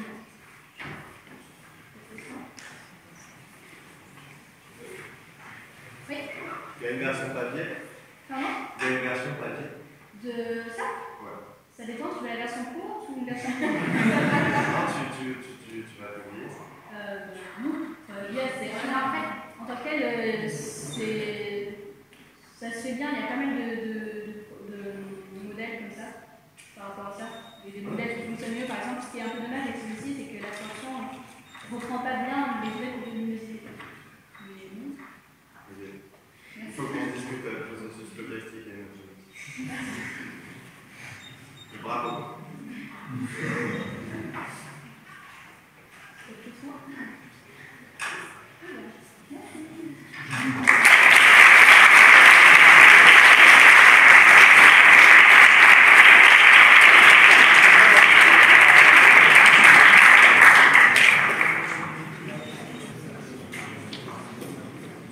Bonsoir à tous. Alors moi je m'appelle Antoine Herman, je suis étudiant en deuxième année de l'histoire de physique fondamentale, toujours à Orsay. Et je vais vous présenter le stage que j'ai effectué l'année dernière à l'Institut de physique spatiale, donc c'est dans le même set que Raphaël, entre nous. Je suis la supervision de M. Hervé Del et M. Raphaël Peralta. Donc j'étais avec mon camarade Ahmed Ramdan, qui est pas là ce soir. Donc le sujet de mon stage était la tentative de détection d'une exoplanète par le phénomène de transit. Alors, une courte introduction. Qu'est-ce qu'une exoplanète? C'est simplement une planète qui va orbiter autour d'une étoile haute que le Soleil. La première exoplanète a été découverte en 1995. On l'a nommée 51 Pégasi B et elle a été découverte par la méthode des vitesses radiales, que je vous décrirai par la suite. Et donc, à l'heure actuelle, il y a plus de 3600 exoplanètes qui ont été recensées, notamment grâce à la mission spatiale Kepler, qui a un télescope pour répertorier les exoplanètes. Alors, quelle utilité? Donc, déjà, je trouve ça très intéressant de voir des exoplanètes, mais ça permet également d'observer d'autres systèmes planétaires pour affiner les contraintes qu'on va utiliser sur nos modèles planétaires à nous. Alors, quelques méthodes indirectes de détection d'une exoplanète, autre que le transit. La méthode des vitesses radiales que je vous ai introduite, c'est celle qui a servi pour découvrir la première exoplanète. Alors, elle est simplement basée sur l'influence gravitationnelle de l'exoplanète sur l'étoile autour de laquelle elle gravite. Donc avec la présence de l'exoplanète, on va avoir le centre de masse de notre étoile qui va légèrement varier, ce qui va endurer une vitesse radiale, et à partir de cette vitesse radiale, on va pouvoir obtenir la masse de l'exoplanète. Donc Raphaël parlait des micro-lentilles gravitationnelles, ça peut être utilisé pour détecter une exoplanète, puisqu'en effet, comme on voit ici, l'exoplanète va dévier les rayons lumineux, on va en détecter comme ça. Mais nous, c'est pas ce qui nous intéresse, nous, c'est la méthode du transit qu'on va utiliser. Alors la méthode du transit est très simple à comprendre, ça nécessite simplement un alignement entre nous, l'observateur, l'exoplanète et son étoile. Donc il faut être dans le temps. Et donc quand l'exoplanète va venir passer devant l'étoile, nous sur Terre, on va observer une baisse de l'intensité lumineuse de l'étoile. Et donc c'est ce qu'on va chercher à tracer, on va tracer donc l'évolution temporelle de l'intensité lumineuse, et donc l'intensité lumineuse va logiquement diminuer quand l'exoplanète se situera entre nous et son étoile, et donc on obtiendra donc une intensité lumineuse constante, et là, tac, un truc caractéristique quand l'exoplanète passera devant. Alors rapidement, on peut calculer la probabilité d'observation d'une exoplanète, c'est proportionnel au rayon de l'étoile sur le demi-grand axe de l'orbite de l'exoplanète. Donc nous, pour la note, c'était 17%. Alors, maintenant qu'on a vu ça, quelles données on peut récupérer à partir de la courbe de l'évolution de l'intensité lumineuse? On peut donc déterminer la rayon de l'exoplanète avec une formule mathématique, donc on le voit ici. Donc, la variation de l'intensité lumineuse sur l'intensité lumineuse de l'étoile va être proportionnelle au rayon de l'exoplanète au carré. Donc tout simplement, si on a tracé la courbe là, ici on peut mesurer delta I, et on va pouvoir remonter au rayon de l'exoplanète. Donc si on combine la méthode du transit à la méthode des vitesses radiales, par exemple, on va avoir le rayon et la masse de l'exoplanète, donc on peut avoir sa masse volumique, ce qui va nous permettre une première classification des exoplanètes qu'on va découvrir, gazeuses ou rocheuses par exemple. Alors, maintenant, je vais vous présenter le projet d'où j'ai récupéré les données. Donc, ce sont des étudiants de deuxième année de master d'astronomie astrophysique qui, avec une semaine de stage en janvier, a effectué à l'Observatoire de Haute-Provence il devait donc détecter un phénomène de transit. Vous ne pouvez pas détecter de nouvelles exoplanètes, puisque pour en détecter une nouvelle par phénomène de transit, on attend d'observer sur 3 périodes, donc plusieurs années. Sur une semaine, on ne peut pas le faire. Et donc, ils ont, grâce à des effets numériques, sur du catalogue, sur lesquels toutes les exoplanètes déjà découvertes sont répertoriées, on a pris leurs caractéristiques dessus, et ils ont essayé d'en redécouvrir une de celles-ci. Pendant la semaine, malheureusement, les conditions n'étaient pas réunies. Mais bien sûr, ils ont pu donc récupérer les données en transit, mais ils n'ont pas eu le temps de l'analyser. C'est pour ça que ça m'a fait un stage, et donc voilà. Alors, le télescope qui a été utilisé, c'est le télescope type Cassegrain, de diamètre 80 cm. Rapidement, il va y avoir quelques perturbations. Je ne vais pas parler des corrections liées au télescope, je peux en parler à la fin. Mais il y a rapidement donc, les défauts du télescope à corriger sur les données, les effets de l'agitation thermique, et aussi ce qui est intéressant, c'est de savoir comment on mesure le flux lumineux à partir de télescopes comme ça. Il possède une caméra à type CCD qui est basée sur l'effet photoélectrique. Quand on va voir le photon qui a été émis par l'étoile qui va arriver sur une plaque, ça va libérer un électron, et c'est à partir de ces électrons libérés qu'on va pouvoir avoir le flux lumineux de notre étoile. Notre exoplanète cible. Alors, donc l'étoile se nomme HATP32, et donc l'exoplanète c'est HATP32b. Alors là, j'ai mis différentes caractéristiques, mais donc la principale, c'est la distance par rapport à la Terre. Donc elle se trouve à 260 parsecs. Le parsec, c'est l'unité utilisée en astrophysique, qui correspond, donc un parsec correspond environ à 10 puissance 13 km. Donc c'est une étoile qui se trouve très très bien. Voilà, maintenant on passe au vif du sujet. Alors rappelez-vous la courbe de l'évolution de l'intensité lumineuse avec le plus caractéristique. Ce qu'on veut, nous, c'est tracer l'évolution de ce flux lumineux. Alors nous, ce qu'on a récupéré, c'est 420 fichiers FIT. Donc le format FIT, c'est un format utilisé dans l'astrophysique encore, qui contient pas mal de données, qui est très intéressant. Donc on a récupéré 420 images, et en gros, ces images, à quoi elles ressemblent à ça. Donc chaque point va avoir une coordonnée en pixels selon X et Y, plus une troisième coordonnée, donc une sorte de troisième dimension, qui va nous donner une information sur le niveau de l'intensité lumineuse de ce point. Donc on voit en jaune, avec l'intensité lumineuse la plus élevée, en violet la plus basse. Et donc on a nos différentes étoiles, et donc la nôtre, c'est celle-ci.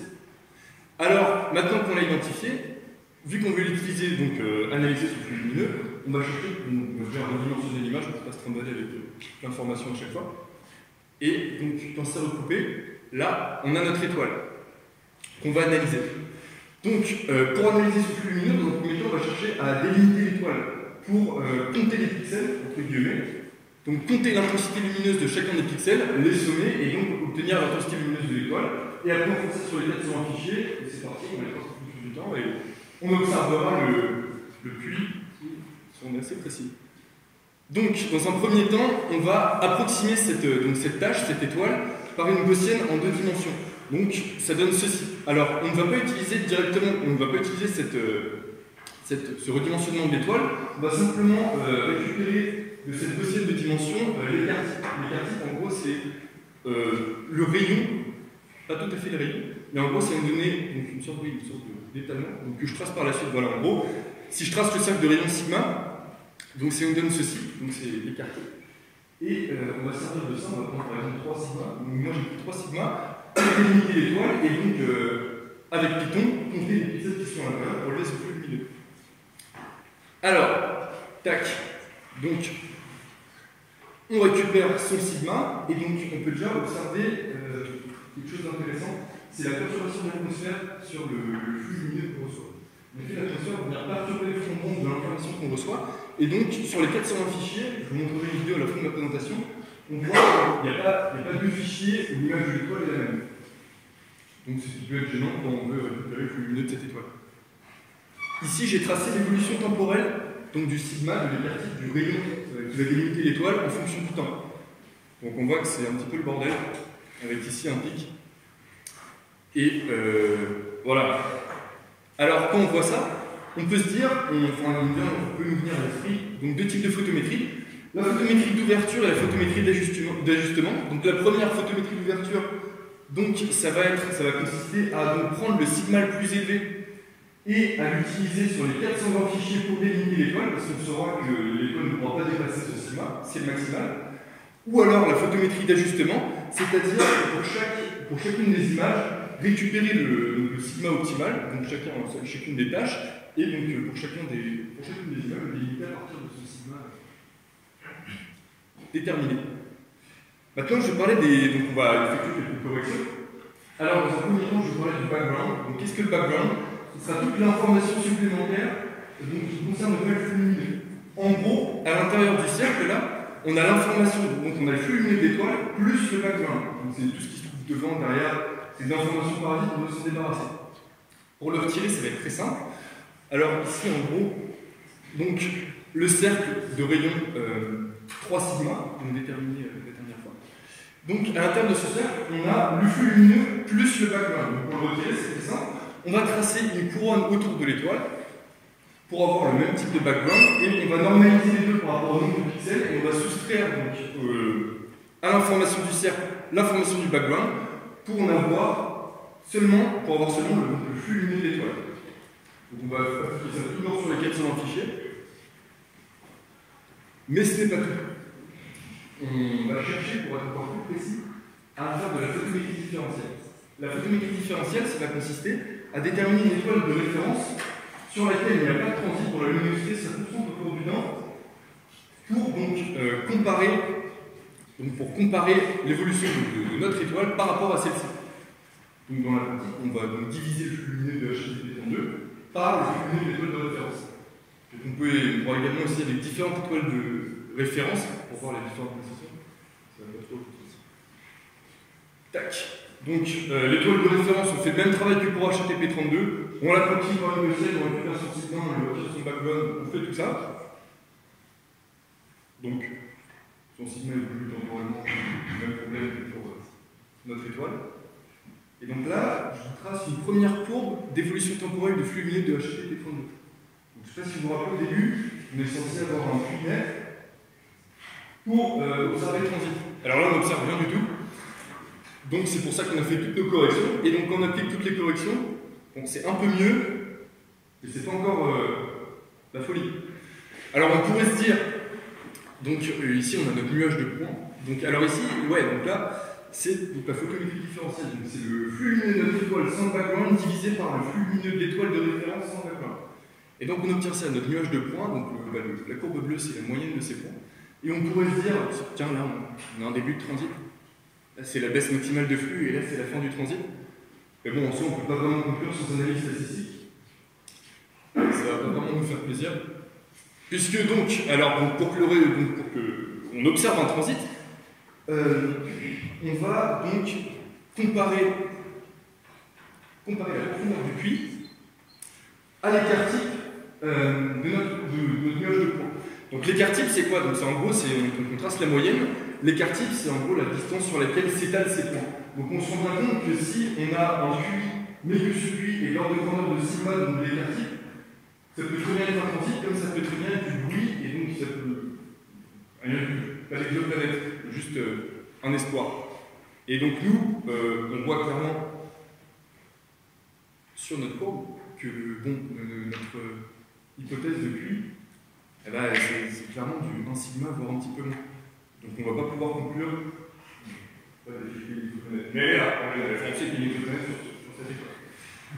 Donc voilà, donc pour information, pour valider la détection d'une exoplanète, on va chercher à avoir un écart type de 4 sigma. Donc une profondeur, normalement, on va vraiment pouvoir trouver ça. Que là, on a. J'ai quand même tracé du coup pour qu'on rattraper. Alors une vidéo qui met en évidence donc, la perturbation de l'atmosphère et tout, donc l'évolution de l'image de l'étoile réceptionnée au cours du temps. Et là, on voit que c'est un peu n'importe quoi. Il y a même des. Ouais, c'est joli. Utilise la souris, la souris sans parce que. Hop.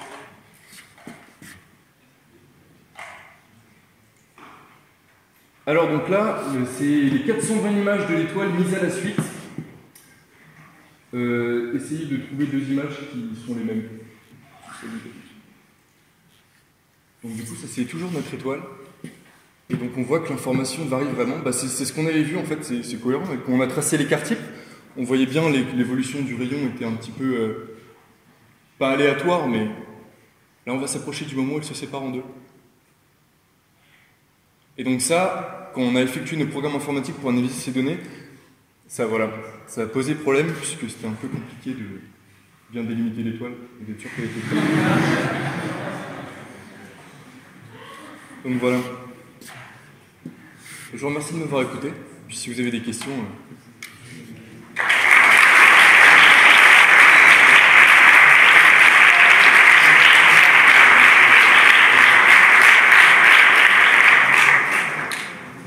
Oui. Du coup, dès que vous demandez à l'étoile, vous avez quand même eu des hypothèses de comment c'est arrivé, si c'est l'atmosphère ou un bouillon qui est sur un télescope ou... Pour moi, c'est l'atmosphère. Tu sais, quand tu vas voir ton information lumineuse qui arrive, l'atmosphère va perturber ton monde. Donc pour moi, c'est possible que une perturbation telle que ça risque le monde et qu'on se trouve lumineuse. Oui. Comment c'est en gros 30 secondes. Donc la courbe là, elle fait du coup de l'échelle de temps. 18 secondes.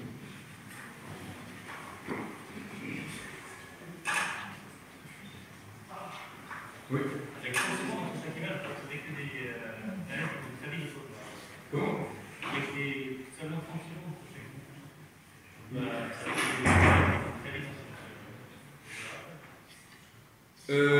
Alors, par exemple, ouais, je vois ce que tu veux dire, mais on a les données du transit. Et en gros, le transit est effectué sur une plage horaire de 3 heures. Et donc, en gros, on se base sur ça et l'espacement est suffisant. C'est ça qui est pas oui, pour des problèmes de l'exoplanète.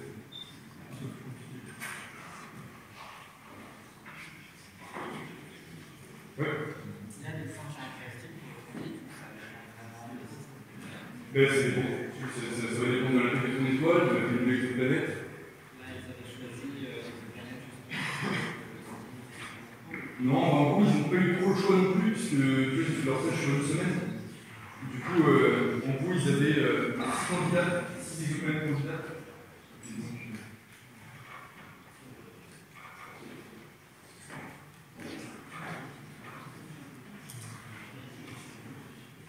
Merci.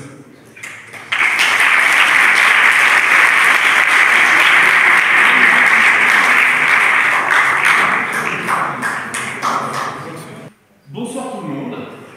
Eh bien, je suis heureux de donner là ce soir cette conférence sur un voyage que j'ai fait tout récemment, c'est les derniers mois, en Russie.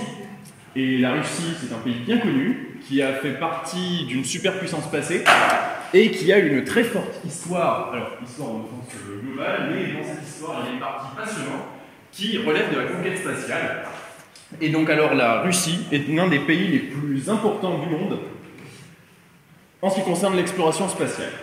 Et donc alors je vais vous présenter un peu au travers de mon voyage, enfin, je vais vous présenter un petit peu l'historique de la conquête spatiale du côté russe à travers mon voyage. Alors déjà, donc, c'est un voyage récent, il y en a eu deux. Il y en a eu un à Saint-Pétersbourg de 2 semaines en juin et il y en a eu un à Moscou en août. Celui à Saint-Pétersbourg, c'était en pleine période de Coupe du Monde, il y avait une ambiance un peu particulière. Alors, eh bien, un bon actorien que je suis, voyager dans un pays comme la Russie, eh bien, je ne pouvais pas faire abstraction de certaines destinations liées à la conquête spatiale. Et donc, alors, j'ai visité 3 hauts lieux de 3 musées de la cosmonautique. Alors, par ailleurs, le terme de cosmonautique, je vais quand même prendre le temps de le définir un petit peu, c'est l'astronautique russe. De la même manière que cosmonaute, c'est un astronaute russe. Ou celui. Donc, alors, il y a le musée de l'astronautique de Saint-Pétersbourg. Alors, celui-là, je l'ai visité complètement par hasard. Pourquoi par hasard? Parce qu'en fait, il se trouve à l'intérieur de la forteresse Péricole. Je ne sais pas s'il y en a qui connaissent Saint-Pétersbourg parmi nous. Mais il se trouve au sein de cette forteresse qui date de l'époque tsariste. Et donc j'ai été très surpris de trouver un musée de l'astronautique là-bas. Voilà. Mais en réalité, il s'avère que ce musée-là, eh bien, c'était un ancien laboratoire de recherche des années 30 qui était dédié aux fusées. Donc au final, ça fait parfaitement sens qu'il y ait un musée là-bas. Le deuxième, c'est le centre pan-russe des expositions, ou VDNRA, de Moscou. Et donc, alors, c'est une gigantesque exposition où il y a plein de bâtiments d'une architecture soviétique. Donc, vraiment, on se plonge dans l'histoire soviétique, mais en même temps avec une ambiance un peu estivale, avec des glaces et tout ça. Ça faisait un mélange un peu particulier. Et donc, alors, dans ce centre, eh ben, il y a des maquettes grandeur nature de certains lanceurs soviétiques, notamment le Soyouz, évidemment, le numéro 1 le plus connu. Mais il y a aussi une maquette qui m'a pas mal impressionné, une maquette de la navette spatiale Buran, sur laquelle, d'ailleurs elle est en fond là, ici, sur laquelle je vais revenir rapidement. Et puis enfin, la destination incontournable, c'est le mémorial de l'astronautique de Moscou, qui était prévu dès les années 60, mais qui, faute d'argent, a été construit dans les années 80 sur un socle qui était prévu à la base justement pour accueillir ce musée. Et puis à vrai dire, dans ce mémorial, dans ce musée mémorial qui se veut être à la mémoire de tous ceux qui ont travaillé à l'astronautique, eh bien, en fait, on ne trouve pas que des choses russes et soviétiques, on trouve aussi, du fait des 20 dernières années, 30 dernières années, on y trouve des éléments américains, des éléments chinois, des éléments européens.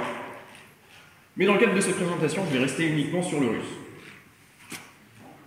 Alors, maintenant, parlons un petit peu des grandes époques de l'histoire de la conquête spatiale soviétique puis russe. Alors, c'est un découpage approximatif qui est fait selon ma vision des choses. Mais on va parler dans un premier temps des origines, et à ce titre-là, alors désolé, je reviens juste en arrière pour cacher un spoil, mais je voudrais vous poser une petite question. Je suis sûr que tout le monde parmi vous connaît le nom de Yuri Gagarin. Mais par contre, sauriez-vous me donner le nom du père de l'astronautique soviétique? Est-ce qu'une personne dans l'amphithéâtre saurait me donner son nom? Je l'entends. Parce que c'est parce que vous avez lu, ou alors c'est parce que vous avez lu? Alors, le père de la cosmonautique soviétique, c'est Konstantin Tsiolkovsky, qui s'est fait connaître extrêmement tard, et d'ailleurs c'est l'une des raisons pour lesquelles il n'est pas tellement connu. Et donc alors, on va commencer essentiellement par lui. Ensuite, l'âge d'or, alors évidemment avec le premier homme dans l'espace, le premier satellite dans l'espace, le premier alunissage, la première fois qu'un objet se pose sur la Lune, etc.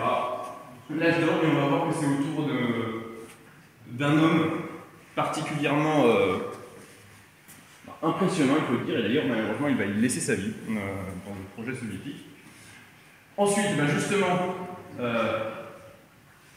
la mort d'un génie, c'est une étape difficile, et donc les soviétiques en ont fait les frais, puisque au début, dans les années 60, ils ont dominé le paysage de l'astronautique, en envoyant le premier homme dans l'espace, après la femme dans l'espace, etc. Mais par contre, ils n'ont pas atteint la Lune, contrairement aux Américains. Les Américains ont refait leur retard, et ils ont dépassé les Soviétiques, et en fait, on va voir un peu dans quel contexte ça s'est fait. Et puis, la dernière grande période, c'est la Russie post-soviétique. Et donc, alors, cette période, on peut la subdiviser en deux autres périodes. Il y a la période des années 90 qui est absolument infernale pour les Russes, liée à cause de l'argent. Mais même depuis l'arrivée au pouvoir de Vladimir Poutine, qui a vraiment voulu relancer l'astronautique russe. Et d'ailleurs, donc, il est très très fier.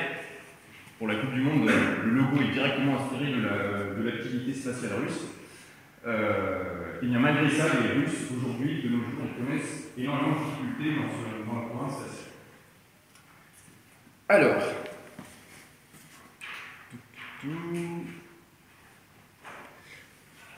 et donc alors, on va faire un petit...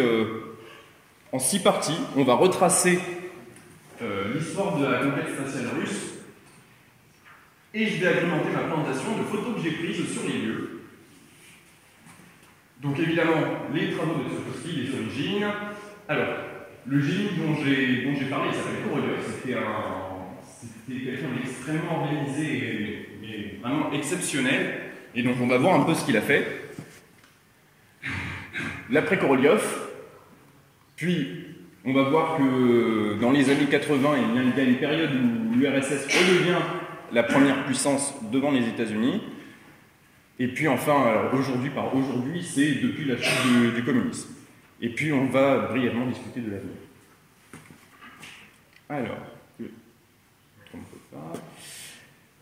Alors, Konstantin Tsiolkovsky. Eh bien, la plupart il a vécu en fait au 19e siècle, puis jusqu'au début du 20e siècle, et eh bien, il est resté inconnu pendant quasiment toute sa vie, parce que sous la période de tsarisme, eh bien, ses écrits n'intéressaient pas. Mais pourtant, là, ici, vous avez la liste de tous ses travaux théoriques. Il était passionné du roman De la Terre à la Lune de Jules Verne, et il pensait, avant la fin du 19e siècle, il pensait que les missiles, eh bien, ce serait sur une technologie de ce type-là que l'on pourrait voyager dans l'espace. Et donc alors il a fait tout un tas de travaux. Alors déjà il était plutôt pauvre. Et puis il a appris à mettre tout seul. Et puis alors il souffrait d'une maladie qui le rendait à moitié sourd. Mais ça l'aidait à se concentrer dans ses travaux. Et il a fait toute la liste impressionnante qui se trouve ici. Et avec la révolution russe, eh ben, le nouveau régime, le régime des bolcheviks, eh ben, il a commencé à s'intéresser à ses écrits et il les a publiés officiellement. Et vers la fin de ces années, Konstantin Tsiolkovsky, qui était avant tout un enseignant, eh ben, il a plusieurs disciples qui l'ont aidé à construire le premier modèle de fusée. Et puis, Konstantin Tsiolkovsky a fini sa vie dans les années 30, avant même à ce moment-là, on parle de l'astronautique civile, parce qu'au début, eh bien, les bolcheviks étaient intéressés notamment par ses écrits pour un projet militaire, sans surprise. Mais donc, en passant, Tsiolkovsky a fini sa vie dans la ville de Kaluga, qui est une ville pas très connue dans la périphérie de Moscou. Et là-bas, on peut y trouver un musée, alors c'est pas en photo là, hein, mais on peut y trouver un musée impressionnant. J'ai vu des photos sur le net, malheureusement on ne peut plus le visiter. Et si je retourne en Russie, j'aimerais bien le visiter. Et donc, parmi les disciples de Tsiolkovsky, il y avait un homme, et cet homme, c'est Sergueï Korolev. Sergueï Korolev, et puis il y en avait un autre, Valentin Glushko. Et bien Valentin Glushko, c'est l'homme qui a inventé tous les premiers prototypes de moteurs. Donc vous en voyez certains sur la photo ici. Et puis Valentin Glushko est aussi à l'origine des premiers modèles de fusées. Par ailleurs, il y en a certains, il les a construits il les a fabriqués avec Tsiolkovsky. J'ai eu l'occasion d'ailleurs de voir exactement à quoi ressemblait son bureau. Petite photo de Freud juste à côté. Mais l'homme qui a joué un rôle colossal dans l'histoire de la conquête spatiale soviétique, c'est Sergueï Korolev. Est-ce qu'il y a quelqu'un parmi vous qui connaissait son nom? Quelques-uns quand même, mais pas beaucoup, contrairement à Yuri Gagarin. Et ben, lui aussi, en fait, il s'est fait connaître très tard, et en fait, il s'est jamais fait connaître de son vivant, il s'est fait connaître qu'à sa mort. Mais donc alors, voici tous ses exploits. Eh bien, est-ce qu'il y en a parmi vous qui utilisent des méthodes de pilotage de projet en entreprise, ou alors qui ont vu les méthodes de pilotage de projet? Personne? Moi, personnellement, oui. Et en fait, c'est la plupart des outils de pilotage de projet que l'on utilise de nos jours, eh bien en fait, ils ont été faits à l'époque de la conquête spatiale, mais par les Américains. Les Américains, ils avaient développé des outils pour pouvoir mener leur projet à bien. Et qu'est-ce qu'il y avait de côté russe? Et bien de côté russe, au contraire, il n'y avait rien. Il y avait le génie d'un homme, Sergueï Korolev, le génie d'un homme qui était capable d'organiser tous les travaux, de déléguer toutes ses tâches, et surtout, en fait, son rôle, c'était avant tout d'obéir aux dirigeants de l'Union soviétique, dont les demandes n'étaient pas toujours réalistes. Par exemple, alors tout à l'heure, Théophile nous a parlé de la première chienne qui a été dans l'espace, Laika, ici. Et bien regardez la date, elle a volé dans l'espace le 3 novembre 1957, et c'est seulement quelques semaines après le lancement historique de Sputnik. Eh bien, sachez qu'au moment du lancement, on n'avait jamais parlé d'une mission pour envoyer la chaîne Laika. Et c'est le dictateur de l'Union soviétique de l'époque, Nikita Khrouchtchev, qui, du jour au lendemain, il s'est dit tiens, pendant 4 semaines, vous allez nous envoyer une chaîne dans l'espace. C'est un super programme. Et Korolev, il a dû rapatrier tous ces ingénieurs qui étaient partis en congé. Il a dû les rapatrier et hop, pendant 4 semaines, on envoie cette chaîne dans l'espace. Et alors, même si on a fait abstraction de nombreux contrôles, et bien ce vol a réussi. Et ce n'est qu'un des nombreux exploits que Korolev a réussi. Pour en citer un autre, ici vers la fin, il y a le premier vol à 3 cosmonautes le 12 octobre 1964.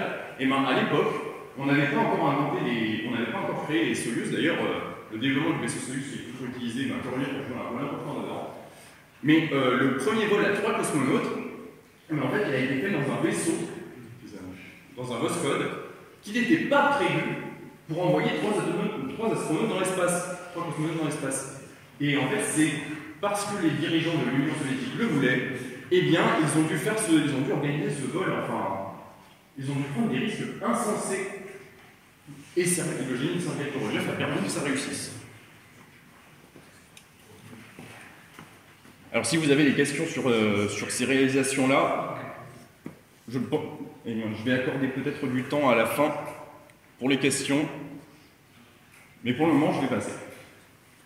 Et donc alors, Sergei Korolev quand même, il a énormément travaillé pour le programme spatial soviétique, et en plus de ça, il souffrait de séquelles qu'il a connues d'une expérience au Goulag. Il a été une victime des purges staliniennes des années 30. Eh bien, il a vécu plusieurs années au Goulag, ça lui a laissé des séquelles physiques, et puis en plus, son rythme de travail était acharné. Pour vous donner un ordre d'idée, eh bien, ses journées duraient plus de 18 heures, et il pouvait en enchaîner ainsi 4 semaines sans s'arrêter. Voilà. Et il a fini par mourir. Et donc alors, quand Sergei Korolev est mort en 1966, et bien ça correspond exactement au moment où l'Union soviétique a commencé à perdre le monopole de l'espace. Alors, Korolev avait travaillé à un projet, au projet d'aller sur la Lune. Alors, ce lanceur lunaire là, c'est la M1, qui rappelle pas mal Saturn V, l'équivalent américain, mais sauf que, eh bien, ce lanceur qui, au début, a été conçu par Korolev, et quand ses travaux ont été repris, en fait, les successeurs de Korolev se sont confrontés à des luttes, à des divergences de vision, et bien au final, ça a donné un ensemble qui n'a jamais marché. 4 vols de test, 4 explosions gigantesques dès la première phase du décollage, dont une qui a détruit le pas de tir. Il a fallu 2 ans pour le reconstruire. Donc les soviétiques n'ont jamais posé le pied sur la Lune à cause de la mort de Korolev. Et autre chose, eh bien, alors là, vous pouvez lire accident de Soyuz 1 et Soyuz 11. Et alors, à cette période-là, on commence à s'intéresser au fait d'envoyer des vaisseaux dans l'espace et à les amarrer entre eux pour construire en quelque sorte des bureaux dans l'espace où on pourrait travailler. Auparavant, les Vostok et les Voskhod, c'était uniquement des missions de transport. En fait. Et donc alors, ça c'était le but du Soyuz à l'origine.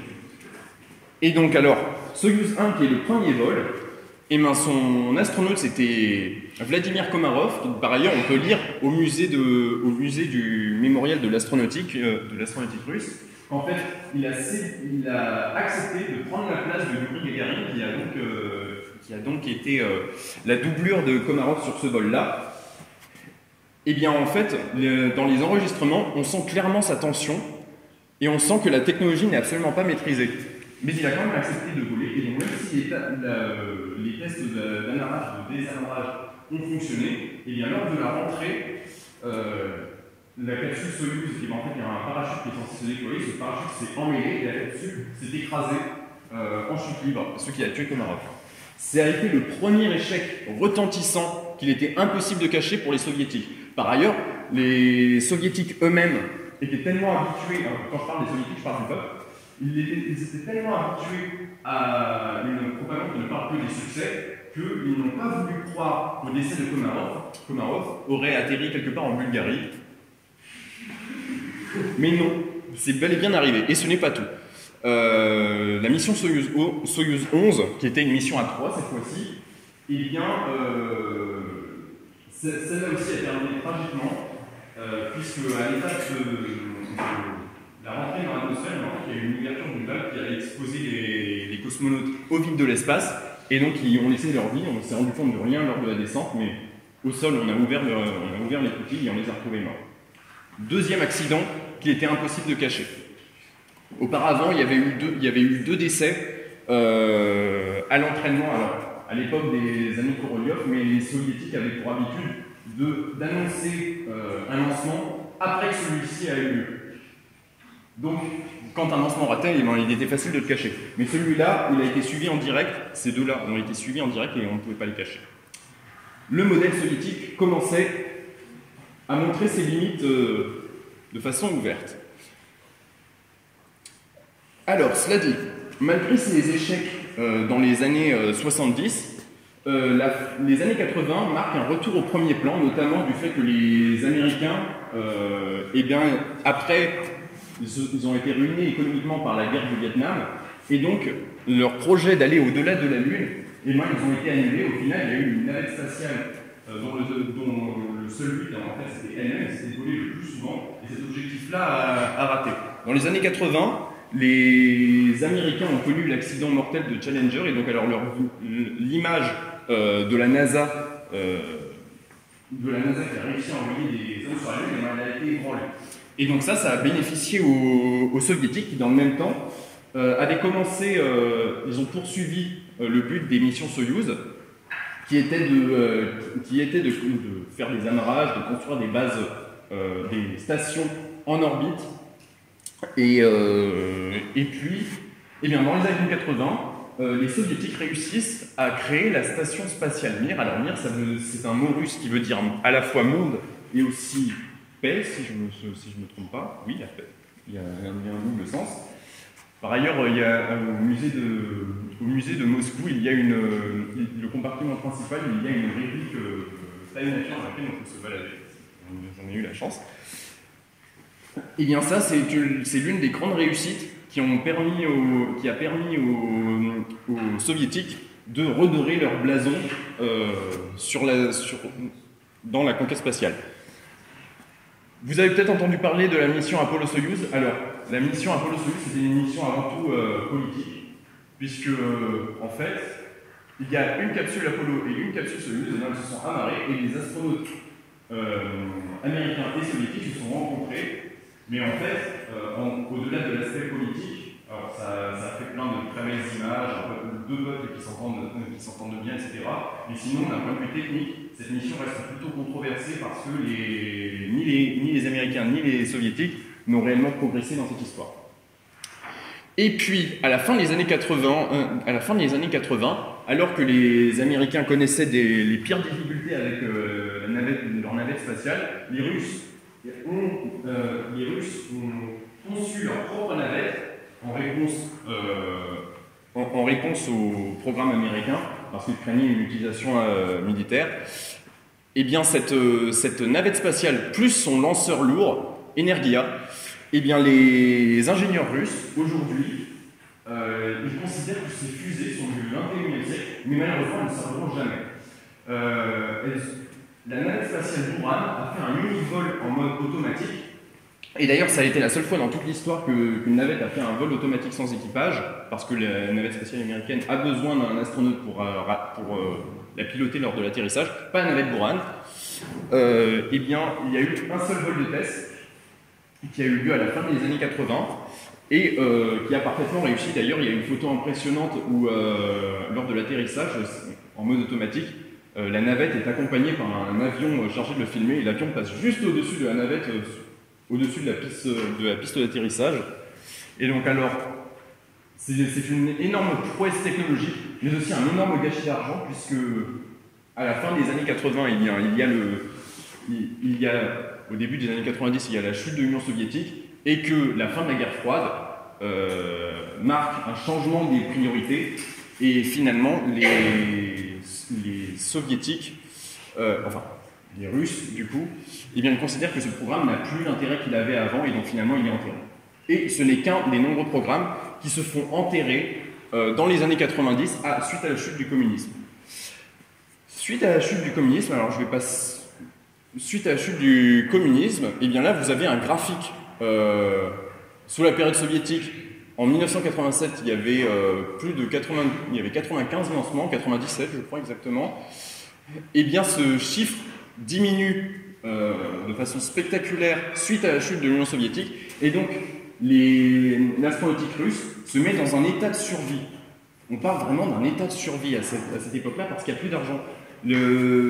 La situation économique en Russie dans les années 90 est désastreuse, absolument désastreuse, et tous les Russes en gardent un mauvais souvenir.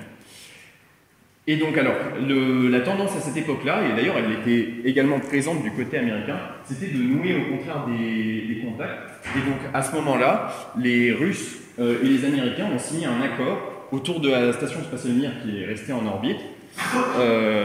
Et donc alors, les missions que la navette Buran devait faire de s'amarrer à la station spatiale Mir, c'est la navette spatiale américaine qui les a faites. Et à partir de 1998, les Américains et les Russes, ensemble, ils ont commencé la construction de l'ISS, après que, pendant plusieurs années, les Américains ont dû apprendre le savoir-faire russe à ce niveau-là. Et donc, alors, de nos jours, la station spatiale Mir, elle a été désintégrée en 2001 pour laisser place à l'ISS, et puis, donc, les Russes et les Américains, de nos jours, ils utilisent le lanceur Soyouz, qui est le seul encore habilité à pouvoir aller sur l'ISS, puisque les Américains ont arrêté la navette spatiale qui coûtait beaucoup trop cher et qui n'a pas rempli les objectifs de départ. Et donc alors, je vais en arriver à quelque chose de très récent. Le 11 octobre 2018, donc tout récemment, il y a eu une mission Soyouz qui avait pour destination l'ISS qui a raté. Alors, le vaisseau Soyouz est extrêmement fiable, il y a plein de systèmes de sécurité qui permettent de protéger les astronautes, les cosmonautes en cas d'accident, et ils ont fonctionné. Les deux astronautes cosmonautes ont survécu à l'accident. La navette spatiale, il y avait un accident, il y avait 7 morts. Et il n'y avait pas de système de sécurité pour le protéger. Là, il y en a eu. Et la cause de l'accident a été très rapidement identifiée. C'est lors de la séparation du premier étage. Mais en fait, il y avait un capteur qui avait été déformé. Et au final, la déformation, c'est la séparation de cette étape-là, c'est mal passé. Il y a eu un choc qui a amené à une mission. Mais donc, maintenant que le problème a été identifié, on prévoit le prochain décollage de Soyouz, de ce que j'ai lu, pour décembre. Ce qui, au final, on s'en sort plutôt bien. Bon, cela dit, alors, quel est l'avenir pour l'astronautique russe? À vrai dire, de la cosmonautique pure et dure, il ne faut pas s'attendre à grand-chose. Les Russes ont des problèmes d'argent, mais ils ont aussi des problèmes techniques. Par exemple, depuis 1996, les Russes n'ont envoyé qu'une seule sonde spatiale pour explorer le système solaire, et cette sonde spatiale, l'unique sonde spatiale qu'ils ont envoyée, c'est Phobos Grunt en 2011, elle n'a pas réussi à quitter l'orbite terrestre. Il y a eu un échec avant. Donc voilà, cet aspect-là est complètement délaissé. Et puis le vaisseau Soyouz commence quand même à se faire vieux. Et donc alors, les Russes essaient de développer leur vaisseau fédération, je ne connais pas l'avancement à ce jour, qui devrait soit remplacer, soit faire un vaisseau alternatif à Soyouz, mais il n'y a pas de projet pur et dur russe. Voilà. Les projets d'avenir russes, ils sont en coopération avec les Américains et puis probablement les Chinois. D'ailleurs, Théophile a pu en présenter quelques-uns. Mais pas de projet vraiment pur et dur russe. Alors, cela dit, il est intéressant de noter la construction récente de l'aérodrome de Vostochny, Pourquoi? Parce que l'aérodrome historique, c'est celui de Baïkonour, il est au Kazakhstan. Et donc alors les Russes dépendent des Kazakhs, ils ont longtemps dépendu, ils continuent de dépendre des Kazakhs pour envoyer des fusées dans l'espace. Et bien la construction de cet aérodrome vise à réduire cette dépendance. Voilà. Eh bien j'espère que... J'ai un petit peu de temps, mais j'espère que ça vous a plu. Pour terminer, voilà, j'ai emmené Freud avec moi à Saint-Pétersbourg, à Moscou, et donc alors ça a été le moment de prendre un peu avec lui. Une nouvelle aventure pour Freud après l'Australie en 2016 et l'Écosse en 2017. Voilà.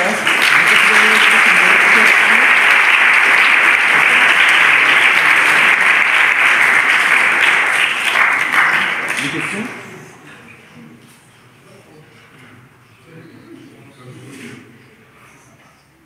Pas de questions? Bon, bien, je vous remercie.